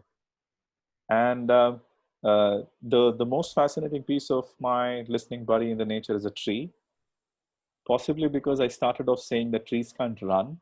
So they're really good listeners. And I used to call it, my friends call it, that he's friends with the listening trees, or all trees are his listening buddies. So I hug them, and there have been days when I've just craved of just going and touching a tree. So whenever I see big trees, I feel a very deep sense of connection with them, and I at least say hi, hello. That's sometimes this behavior is seen as with raised eyebrows. That's a different story. Yes, you have trees. you speak to the trees and hug the trees because they're good listeners. They're kind of stuck and they can't get away. So you can say anything you want. Yeah, and never ever a single tree has told me to shut up. Like it just, I mean, metaphorically, it just allows me to say whatever I want to say. Yes, the trees never say shut up. I'm not going to listen. Yeah, they always listen. Yeah. So, and the mountains have their own story. So, I mean, I connect deeply with nature in different aspects. And I realized that the last 12 years of journey was more about going within me rather than seeing places. And I realized that coming back to the similar, and Edwin, this is something that I shared with you, coming from a very conservative Christian upbringing background where guilt consciousness was at the prime of it, where I was always told that I am guilty no matter what I do, was a very big burden to carry around for a long time. So you had this really burden of guilt you got from your upbringing, and you've been going out into nature and connecting with nature, and it's a space where you can be heard. So you're heard, and it's a journey into yourself, into who you are too. Yeah. So it sounds like you're getting past the guilt. You're getting into hearing yourself without guilt. Absolutely. In fact, getting to understand where the guilt comes from was the beginning of being intimate with my guilt or shame or whatever I would like to call. So that intimacy with emotions started from that journey and took me different places. And I think that's the quality of listening I really enjoy. And that's what I would really like to create for more and more people around me. And hence the listening circle, hence the work that I do. Hence the decision of not doing another workshop ever without video feed on, because I would really like to listen to you, what you're saying, rather than focus on words. So you really see the importance of listening and how you can listen to yourself. Like you had guilt, feelings of guilt, but it was listening to that you were able to move past that, and just a valuing of that listening, how you can, I guess, for growth and wanting to sort of spread that and maybe support others too with that. Yeah. And I know I have a few seconds left. The last thought I want to say is that the best form of listening I've experienced is silence in another human being's presence.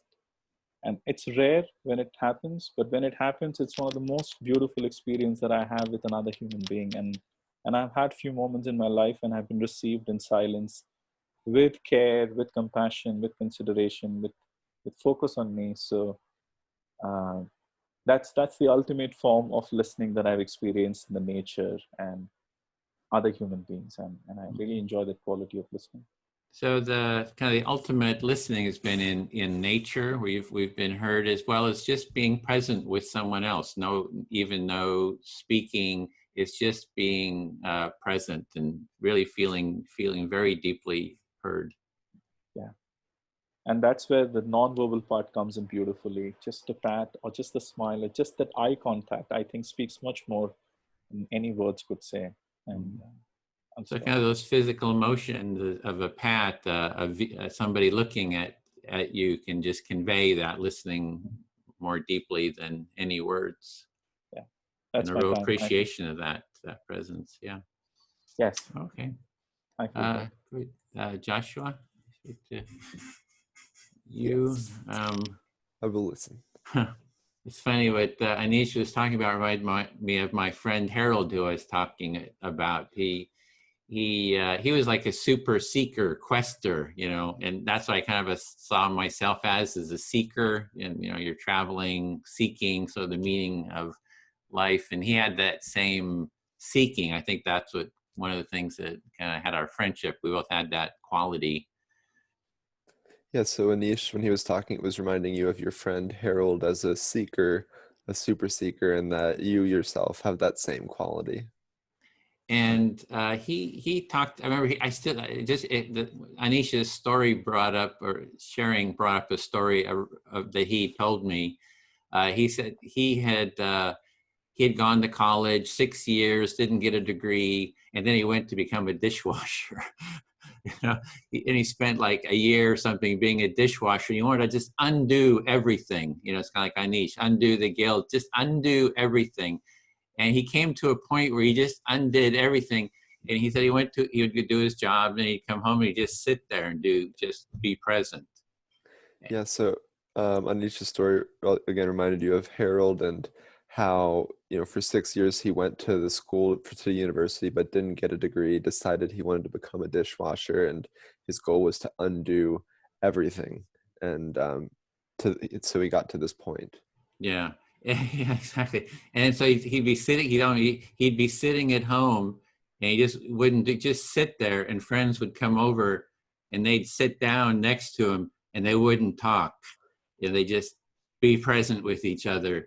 And then, maybe a half hour later, the person would get up and say, "That felt so good." Yeah, so he was able to get to a point where friends would come over and they would just kind of sit down with him, and not a word would be exchanged for half an hour, and they'd announce their appreciation for feeling satisfied with that. Yeah, and just that Anish kind of has that quality. He just reminds me of my friend Harold. Just that kind of going deep, just being present, just listening, and sort of that questing, seeking quality too. Really, yeah. Yeah, Anish is connected to that feeling that you got with Harold, with the same seeking and questioning and presence. Yeah. So let's see. I think that's it. Yeah, I feel fully heard. Great. Anita, would you like to listen? Cool. And you're on mute, so you know.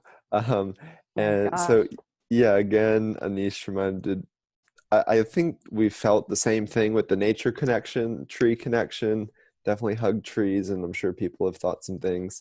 But it reminded me as well of this need for physical contact that was written about in the book, The Body Keeps the Score, by a psychiatrist, Bessel van der Kolk. So he talks about this fundamental need of all mammals to have physical contact. Yeah, so you can totally relate to Anish and what he said earlier, once again, around this tree hugging phenomenon, even if it makes people raise their eyebrows. But it also reminded you of this concept that, or not so much concept, but this phenomenon that humans need physical contact. And this book written by, I'm sorry, I don't remember the name of the Bessel van author. der Kolk. It's okay. Yeah, Mind Body, what was it called? The body keeps the score. The body keeps the score, and how we really fundamentally need human connection and physical touch. Yeah, and he says, you know, all mammals, you go into a pet store and you can see the mammals sitting there and they're all kind of huddled together when they need this connection. And he says that you experience a deep body relaxation after getting around 30 seconds of skin-to-skin contact. And I've noticed in myself and others, other authors have talked about, when we speak a lot, really what we're asking for is connection and this touch and contact. Yeah, so this author was talking about mammals and, you know, that you can see them huddling together as a way of bonding and forming connection, and that apparently our physical body needs only as little as 30 seconds of human touch to already see some benefit. And almost, 1 second. So it doesn't necessarily have to be human. And our dog knows this exactly because she will jump on us immediately when she needs her physical contact needs. So you can repeat that. Yeah, so it's not just a human to human, and bless you, but also dogs, you know, or animals have a natural understanding of this, and that they'll jump on you when they feel like they need some physical touch. So they just go for it. Absolutely. And so I knew all of this information, and there was a time where I was single and really needing touch, and there was no humans around, no dogs around, and I decided to go out into the woods and I sat with a tree. It was a time where they were developing the land next to us, which is a fancy way of saying they were cutting down all the trees and drilling really deeply into the earth. And in a time where I felt that sadness, I was actually feeling the aliveness of the tree and the fact that there was water flowing through the tree. And I started to question whether we needed human to human or human to mammal, and whether it might apply to trees too. Yeah, so there was a time not so long ago, maybe 4 years ago, where you were single and you were living alone, and you felt a sense of an earnest lack of physical touch. And it was around the same time that some land was being developed next to you, which really means that they were cutting down a bunch of trees to put in the foundation of some building, and that you felt a real yearning to go be with trees. So you sat down next to one and you asked yourself, like, maybe, you know, given that there's water flowing through the tree, do humans just need physical touch between humans or between mammal to human, or can it extend with all living creatures? Yeah, absolutely. And so one thing that I do when I give empathy, and one thing that I think is sorely lacking in counseling, is physical contact. So often we would hold forearms like this and om 3 times. But, you know, given COVID and given this kind of ambiance, I've been kind of shifting that to trees and having people hold contact with the tree and om together with the tree. We've even held arms and ommed around the tree. And so it's been interesting playing with, can we meet this need for physical contact and connection with trees in a safe way?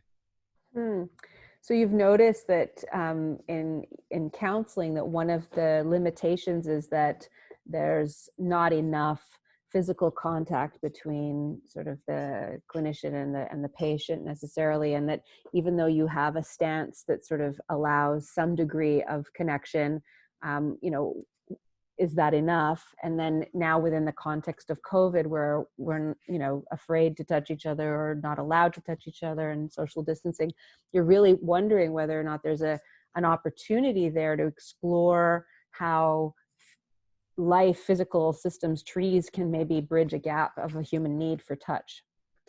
Yeah, I guess 2 minor corrections. This one, I think it does definitely like meet that need. And I don't know that counselors do it at all. Those are the 2 concerns. But yes, I feel heard. Okay.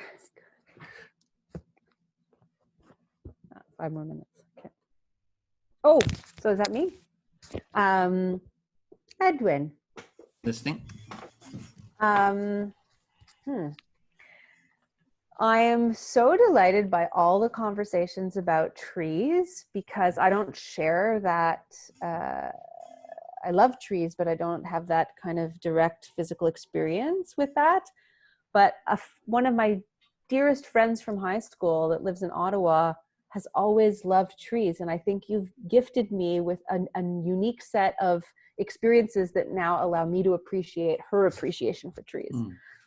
Yeah, so you don't have that deep of appreciation for trees like Anish and Joshua have shared, but a friend of yours does. And being able to hear their appreciation, it's like a real appreciation for her appreciation. It feels like they've really given you a gift to understand her more deeply. Yeah, and another thing that I'm feeling in my body is that my cheeks are a little bit sore from constantly grinning through this call. And I just want to acknowledge my gratitude for having shared this time with all of you. And so you're feeling the, soreness of your cheeks for just grinning and out of just maybe delight and just wanting to share an appreciation for everyone here. Yeah. And earlier I noticed that I moved my chair around and I was swiveling back and forth. And I was thinking that motion is also connected to like a baby in the womb. And I was doing that subconsciously because I was feeling very peaceful. So just noticing that you were swiveling, rocking on the chair, and reminds you of a baby, that you're just a sense of comfort maybe here, having a sense of comfort, and that was sort of adding to it like a baby. Yeah, and this is riffing off of your friend's story of having finished his degree and then gone to be a dishwasher for a year, that when I finished my PhD, the first thing I wanted to do was some embodied work. And so I trained in Reiki, and it was like so revelatory to be using a different part of my knowledge system. So you had a real parallel with my friend Harold in terms of after your PhD, you just want to do something more embodied, and you did it with Reiki, and it just was very meaningful. Yeah. Yeah, and y'all know this, but because that's why you're on the call. But how can we scale these opportunities far and wide?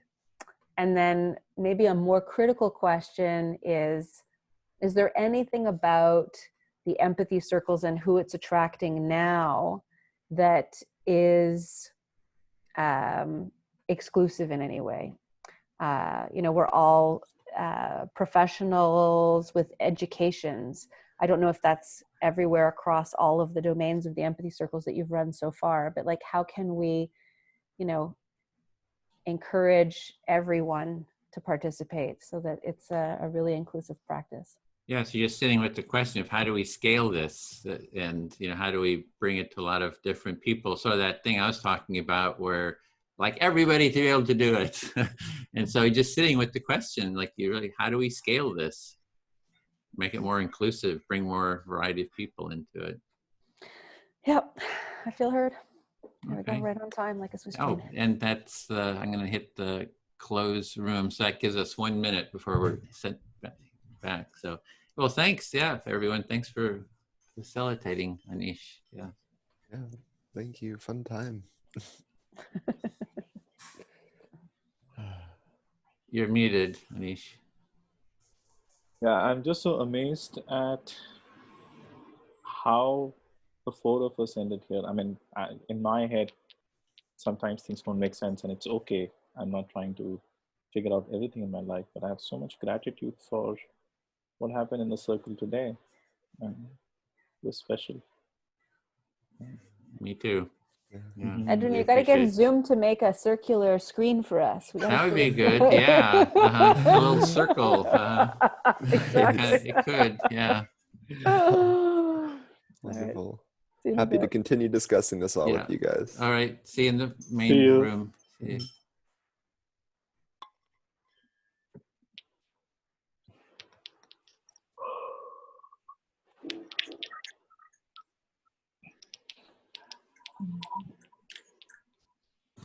Hi, so welcome back, everyone.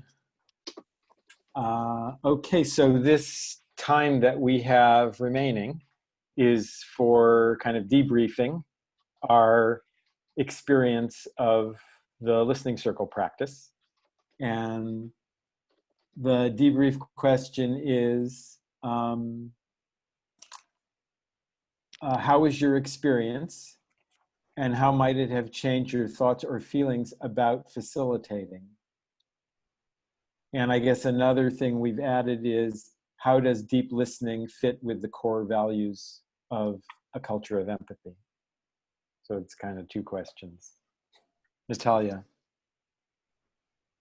Do you mind putting these two questions into the chat? I'm not sure. That's a great idea. Thank you. I'll do that. Thank you, Bill. Sure.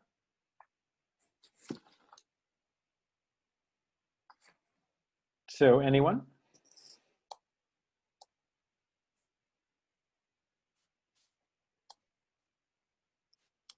And I guess we can wait till Bill gets the questions in the chat so that you can. Okay.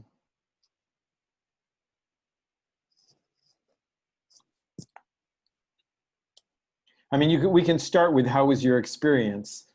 And because we can take the questions one at a time. We could do 2 rounds. So how was your experience of doing the circle and how might it have changed your thoughts or feelings about facilitating?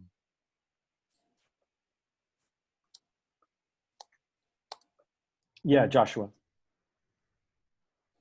So in general, I really like the experience, and I think that it offers kind of a glimpse of the full kind of potential. You know, sometimes there's such a good question and you're just like, man, if we could have this dialogue and conversation, but at the same time, you know, that's a way that people stop being heard and stop getting empathy. So it's this constant back and forth of how can we stay on that thought and, you know, come up with great strategies to meet needs. And then also, like, still got to create this empathetic circle. So I had a great experience with everybody, and I liked how we were able to still loop in the conversation when it was our turn.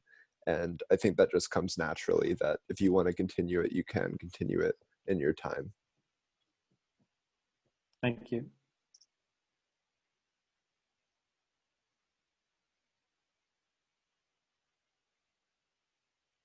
Anyone else?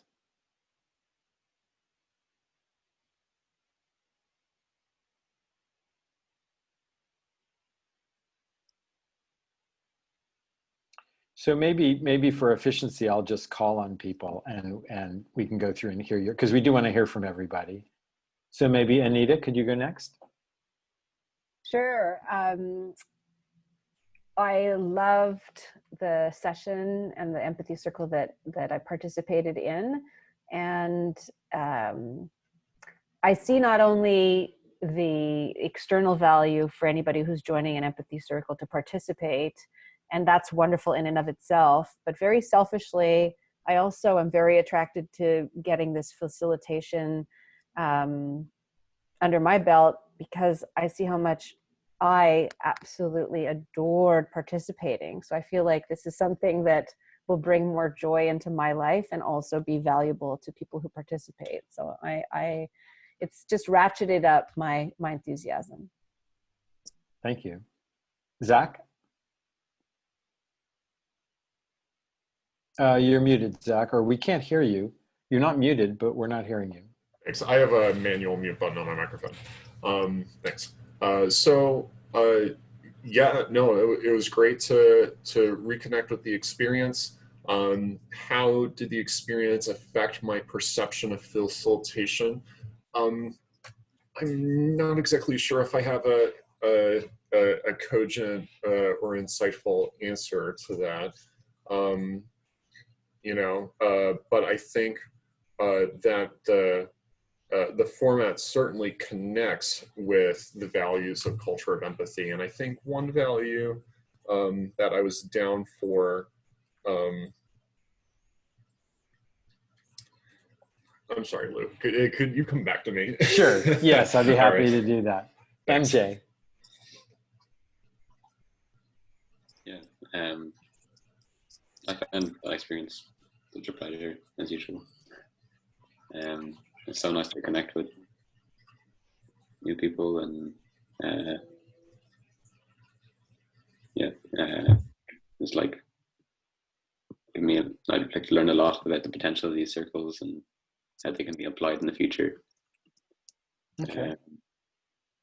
And did it affect your thoughts or your feelings about facilitating?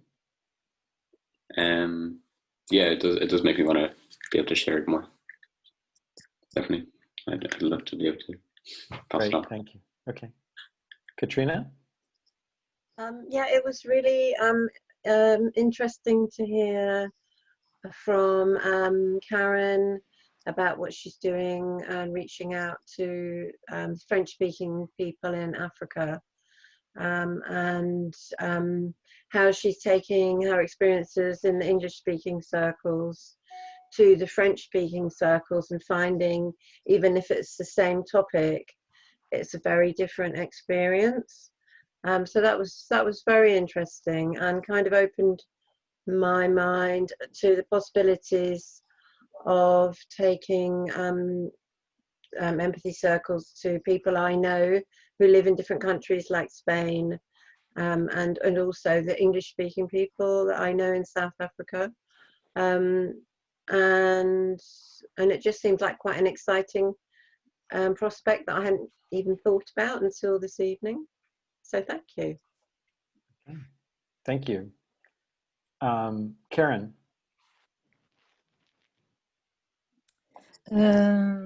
Yes, I really appreciate the fact that we are always connected in an empathy circle, because there is a kind of curiosity. We want to know more about each other because we have to reflect back. But when we are a passive listener, you think about what the other's talking about and you say, that's really interesting.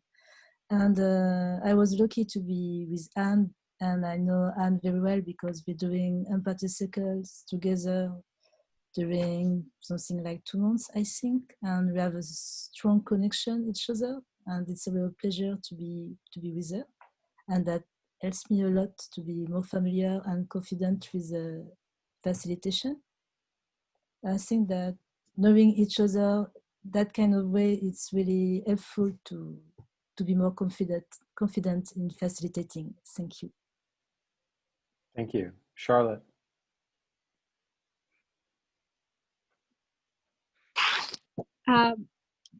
With that reflection, I just realized there's another type of format called clean interviewing, I think, but it's from Clean Language, where they ask for one person to share, and then for one person to share something different, and then for one person to share something different.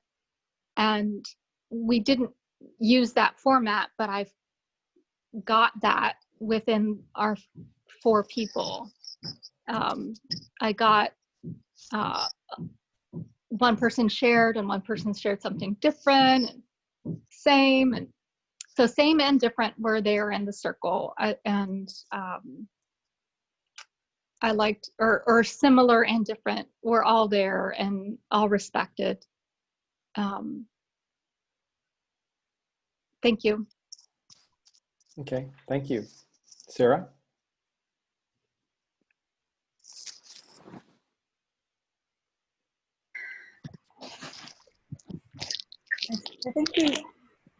I believe it was Lou who shared about the Empathy Cafes getting past the cultural orientation of projection and judging each other. Although there's still some judgment, it's a much more positive thing. I'm actually trying to remember what Lou shared about that. It was really important to me. We also noticed that there was different levels of connecting and holding an empathic space. Some people were processing very cognitively and intellectually, and others were really connecting to their felt sense body, their kinesthetic sense, and their emotional sense. And then other people were piggybacking off of that, saying, well, when someone shared about the need to connect to their body, they realized they also were needing to connect with their body as well and pay attention. So there was different levels of holding a space. And also what I was struck was the need.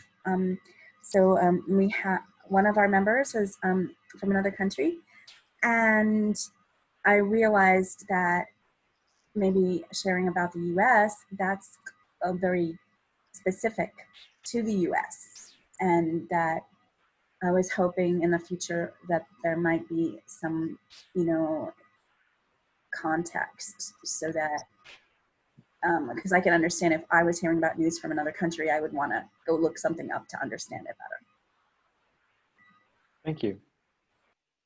Anne? Yeah, I'm going to remind myself of the questions. I think the empathy circle works better when those values are being incorporated, but I think that the empathy circle grows those values. So it's kind of a two-way thing. It's my thought. How did experience of being in it affect my perception of facilitation?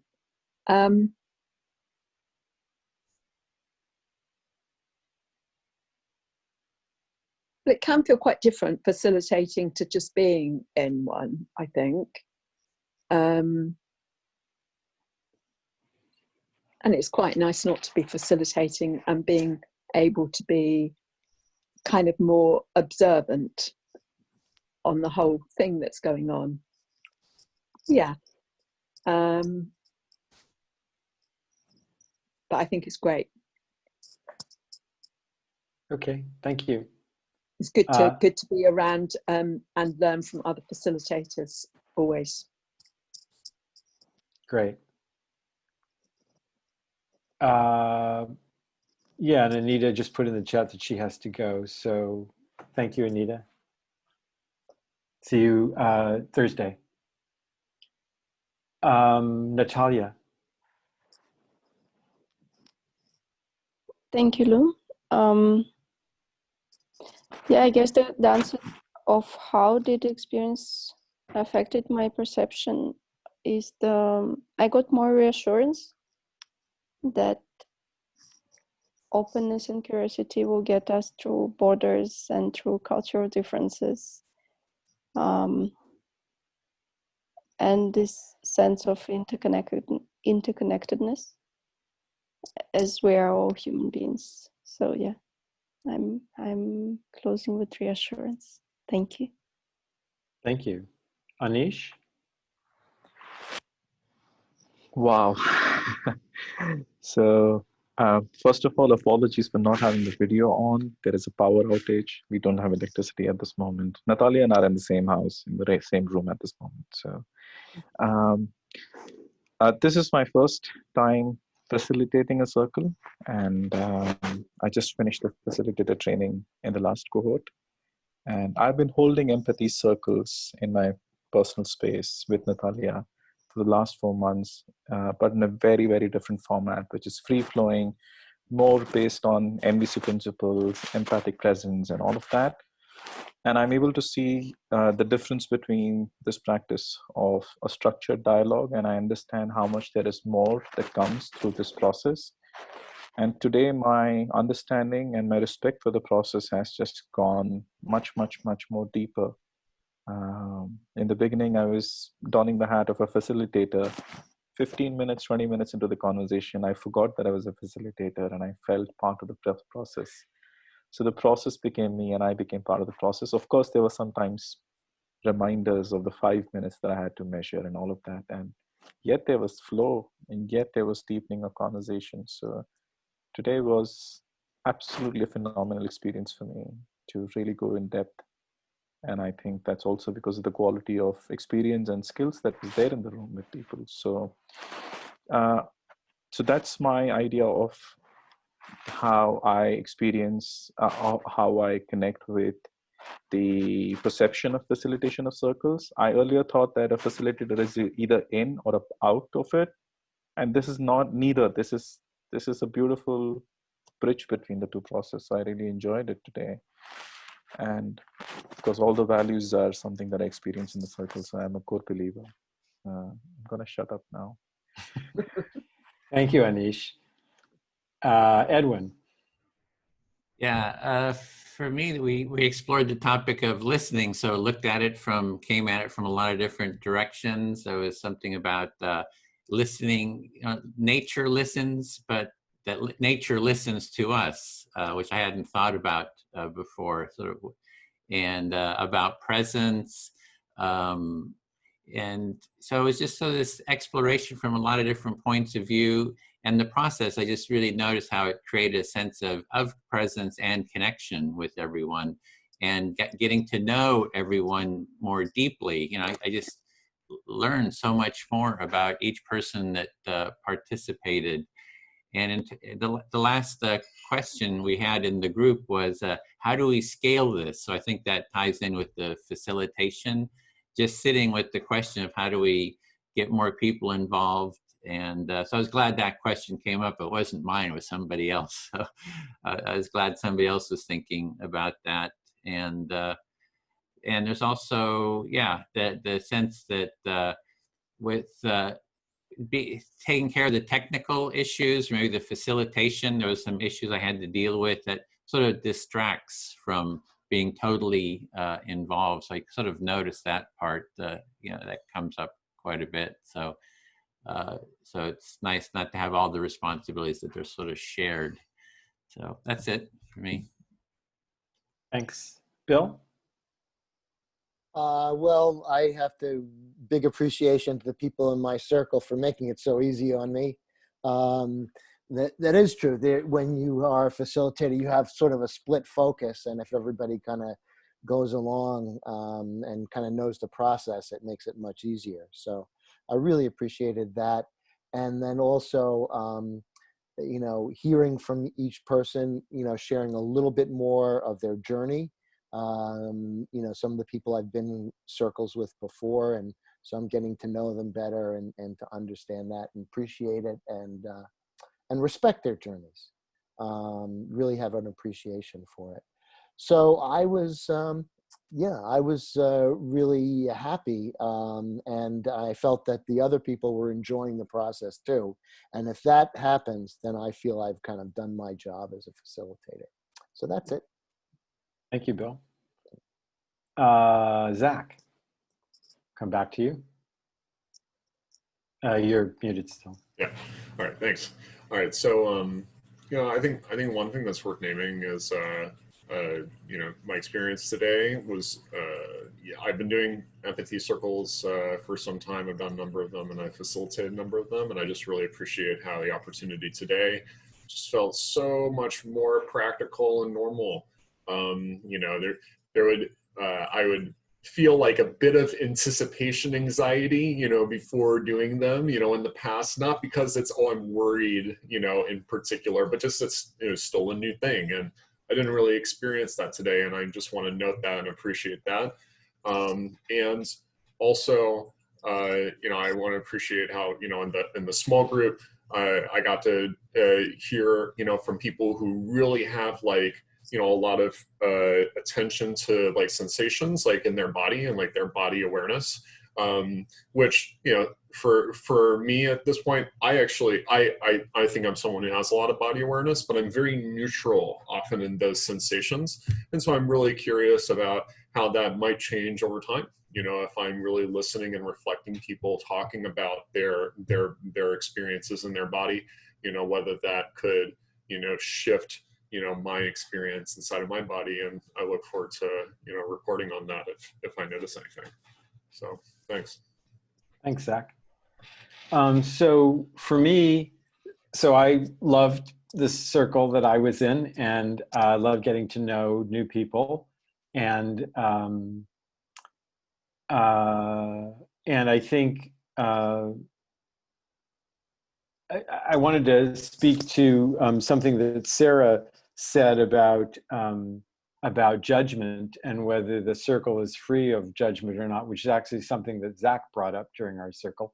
whether we are actually free of judgment and that we're not, and what I said was that we're using our so it isn't that we can turn our judgments off, because we really can't, but we're using our judgment to assess what is the person meaning in what they're saying and how are they feeling. And rather than what typically happens, which is we're using our judgment to assess whether we agree or disagree with what the person's saying, or whether we think they're right or wrong in what they're saying. And so that's kind of the shift. It's not that we're turning our judgment off, it's that we're focusing on something other than evaluating the rightness or wrongness of what the person's saying and whether we agree with it or not. Yeah. And I learned that from Marshall Rosenberg, by the way. So that is part of NVC teachings. Marshall Rosenberg talks about that, shifting the focus of our attention, not so much not using our judgment at all. Yeah, okay. Thanks, Katrina. So let's go to the second question. Actually, there is one other thing I wanted to say about facilitating that I talked about a little bit when I got into my circle, because I realized that we're going to ask you, part of the next class is we're going to have you practice introducing the empathy circle to people. We're going to split up and practice doing that, because as a facilitator, that's something that you have to do. And something that we didn't do in the introduction today was talk about the kinds of interventions that you might do as a facilitator. So one of the things you do in an introduction is to describe the circle process, how it works, and so that people understand how to participate in it. And then the other thing to do as a facilitator is to say something about what the things that you might do as a facilitator. Like if somebody doesn't stop at the time boundary, I might interrupt to acknowledge that, to ask them to stop. Or if somebody doesn't pause when they're speaking, and I think the listener is probably going to have difficulty remembering all that, I might intervene as a facilitator and ask the person to pause.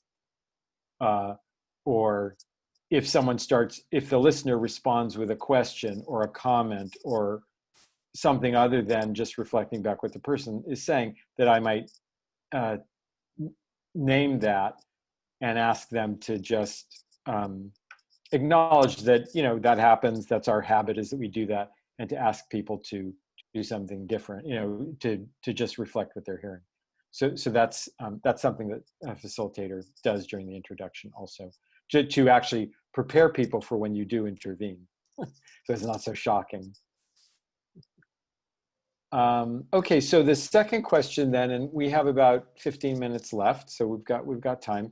So the second question is about culture of empathy.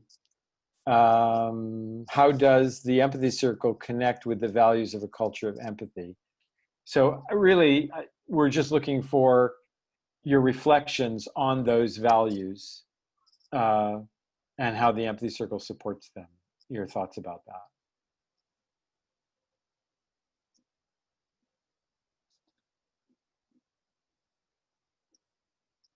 Joshua? Yeah, so, well, I think you also asked about deep connection, and that's kind of what I've been thinking about. Given like what happened in our circle with technology, we were talking about it's hard for people to know what's going on in a conversation. Like if you're doing the empathy tent and somebody happens upon a circle, they can already see that, okay, people are engaged in conversation, and, I'll wait, or I'll find somebody to talk to who's on the outside. But in this situation, the person was wanting to enter, and it was hard. We were wanting to give empathy to that person and also be present in the circle. So finding a way that if somebody is in the role of keeping that space contained, that they can communicate without having to break, the empathy practice. And just, if you're doing a circle and there's nobody to talk to answer questions, how that might influence how the community perceives it, if they'll have to wait 5 or 10 minutes or an hour to hear something. So that was really good for me to think about as I want to bring this into the community.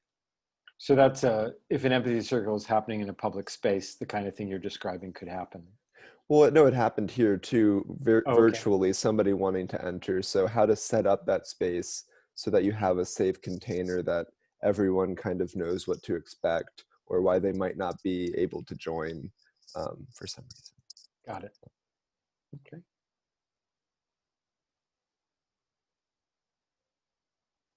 Anyone else?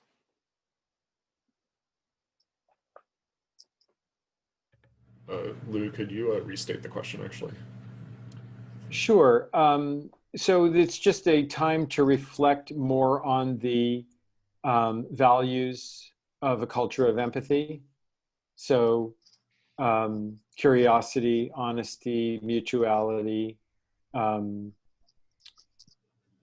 equality, inclusiveness, and how the empathy circle process supports those.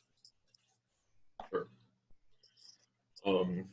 I'd love to say something, just like connecting on the value of honesty.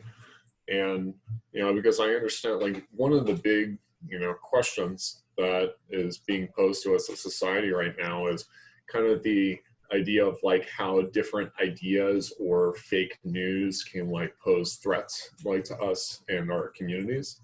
And I just like wanted to note like how interesting it is that in this format, one's perspective and what they're trying to share and what they're trying to say is not inherently threatening necessarily, and can simply be observed and given the respect and honor, if you will, of just what it is, and that invites so much goodwill and cooperation and capability for people to be fully honest about just where they're at and how they see things or understand things or experience things.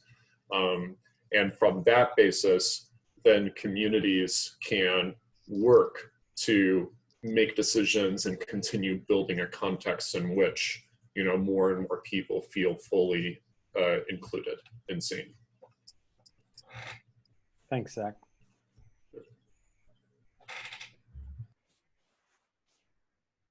Edwin? I'll go.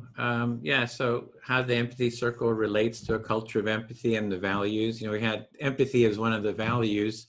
So it structurally supports someone being empathically heard. That's the first thing. And the other is the mutuality. It's sort of, it insists on everyone being mutual empathy. Oftentimes empathy is like, oh, I do all the empathizing, I do all the listening.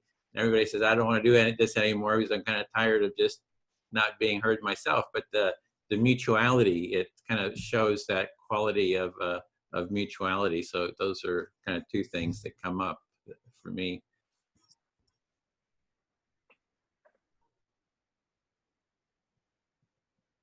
Thank you, Edwin. Anyone else? Bill? Yeah, I wanted to go back to mutuality. I mean, a lot of these things are just very openness. In other words, if you're not open, there's people kind of know that if you're just trying to, you know, present something. But what my progression was, first of all, the experience of being heard. And then my great experience of hearing someone else, you know, is been tremendously exciting for me. You know, going back and forth. So whereas you usually see mutuality or anything like a sort of a zero-sum game, if I'm listening, I'm giving something to you, and then something's being taken. But actually, I'm starting to evolve and see it as a kind of a mutual support system. So I'm starting to kind of just get rid of that kind of dualistic black and white kind of characterization. That's it. Yeah, and what Bill just said reminded me of two things that I have experienced myself, and I've also heard people who participate in empathy circles express. And one is that that being listened to and having what I'm saying reflected back actually helps me get clear about what I'm trying to say. So it happens often that when I get a reflection, I'll say, well, you know, that was an accurate reflection, but hearing it reflected back to me, I realized this, and I have something else I want to say. So there's a clarifying process that happens from slowing down and having what I'm saying reflected back. And then the other is having people express relief in learning that all they have to do is reflect back what they're hearing the person say. That so much in conversation, there's some anxiety or tension around, how am I going to respond to this person? Oh, and I'm disagreeing with what they're saying, and what am I going to do about that? And so when they experience the process of, you know, well, that's actually not what listening is. Like, you don't have to do all that. You can just, your job is really to just take in what the person's saying and really try to understand it and reflect it back to them. People express some relief, and that they actually become more relaxed in conversation when they realize that they don't have to respond to what the person is saying. They can just try to get what the person is saying.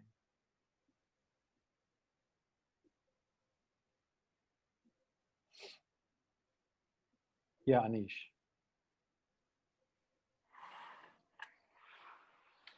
So along with all the values, one of the values that I am, and I don't know if it's a value or if it's a byproduct, however, a word that comes very close to my heart is care. Care for, genuine care for another fellow human being. It doesn't matter where you're from, who you are, but that innate desire to see another human being as a human being. And I often think that I'm motivated from that space. Now the question is that a value that motivates me, or is that a byproduct of a culture of empathy? So that's something that I have not wrapped my head around, because I can also see how care could be a byproduct of a culture of empathy, where we are inclusive, we are curious, we have mutuality, we have equality. So does it become a process or a strategy? So, and yet the word care is so close to the process. I mean, I felt cared for today in so many ways, and I felt I cared for others in the circle as well. And so at this moment, I don't know if it's a value or a strategy or whatever it is. Just want to name that. Let's put it out there. Thank you. So I'll say one more thing about part of the reason we talk about these values of a culture of empathy is because it provides a ground for you as a facilitator when things happen in the circle, or people object, or you have to explain, why do we do this, or someone asks for a modification of what we're doing. It provides a ground for you checking. So are we holding the values? Because the circle process is an expression of the values. And if you're going to modify them or do something slightly different, you want to have something to check against. Am I holding these values? And so that's part of the reason that we talk about that. Beautiful. Thank you. Is there more time for sharing? Yeah, if you want to share something, go ahead. Okay. I was just in a group called a listening summit, and after being in the empathy circles, it feels like none of these values were present in the listening summit time period. I think it was 90 minutes, but I think the mutuality was the main one, that chance to be heard to their satisfaction, because they didn't provide any reflection back time. It was no reflection back, and it was very quickly paced. So it felt very corporate to me. So honesty was not there. I felt also. So I just wanted to say I appreciate the values, how you're talking about the expression of the values is here in the structure. And to question if the structure gets modified, are the values still here? Thank you. Thank you. So so we're pretty much at the end. We do have a post session evaluation that we'd like you to fill out, and I guess Edwin, do you have the link to that? I don't have the link right now. I'll send an email with so that. we'll send it an email. But just as a way of closing, I'd like to go around and maybe have people say how you're feeling and one thing you're taking away from today. I'll just call on people for efficiency. So Joshua? I'm feeling grateful, and I'm taking away is hope that we can work together to spread this. Thank you. Karen? Yes, I'm really happy to be there today because it wasn't obvious before for me.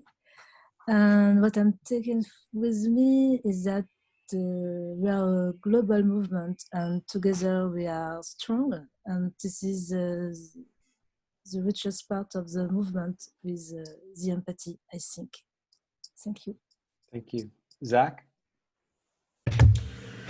Yeah, I'm feeling plenty of confidence in the situation, and that I look forward to the next training sessions and sharing them with you all, and see how the journey unfolds. Great. Katrina?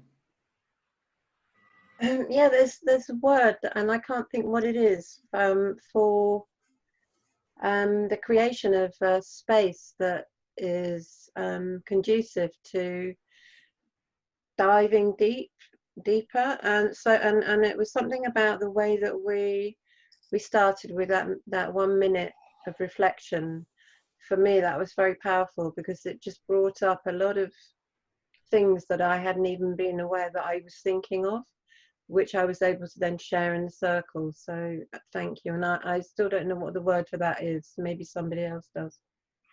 Thank you. MJ? I'm feeling very grateful for everyone, and I'm taking away more confidence to begin the facilitation, and also I think we're building up stronger connections with people as well. That's nice too. Thank you. Charlotte? Appreciation of a space where there feels to be inclusion of a great sense of diversity. And something you're taking away? That appreciation. Okay. Anne?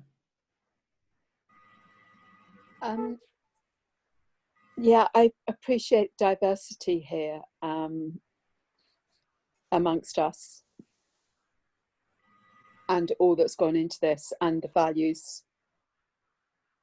I'm glad to have the values written out like that. And how am I feeling? I'm feeling really tired, actually. What else am I supposed to be saying? Sorry, That's it. is that That's okay? it. I'm That's tired. enough. Thanks. Thank you. Sarah?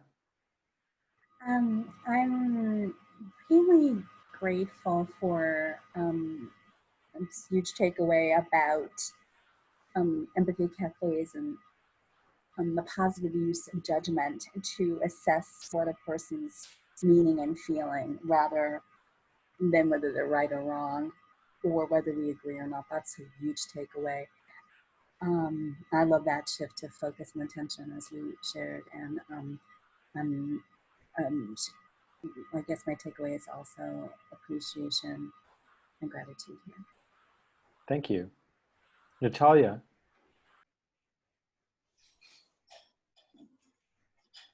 I'm feeling very, very sleepy. It's 1 a.m.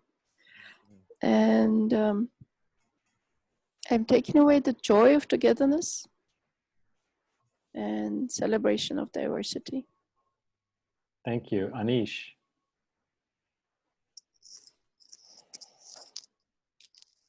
It's funny because Natalia is right in front of bed and she's really sleepy. So I know it's a stretch for her. She's not a night person. What am I taking? I have so much joy of just being or having the privilege to have access to spaces like this. I cannot stop imagining how big a privilege it is in my life, because of the language, the connectivity of where I am, how I am. So that just dawned on me when I was just looking back. So I have a lot of gratitude for Edwin, really, what you're doing, what you've been doing in creating this. What am I taking back? Importance of values and how they are the guiding light, or how they are the compass to where we really want to go. And if that is really helping and associating the direction in which we want to go. So I have newfound meaning to it.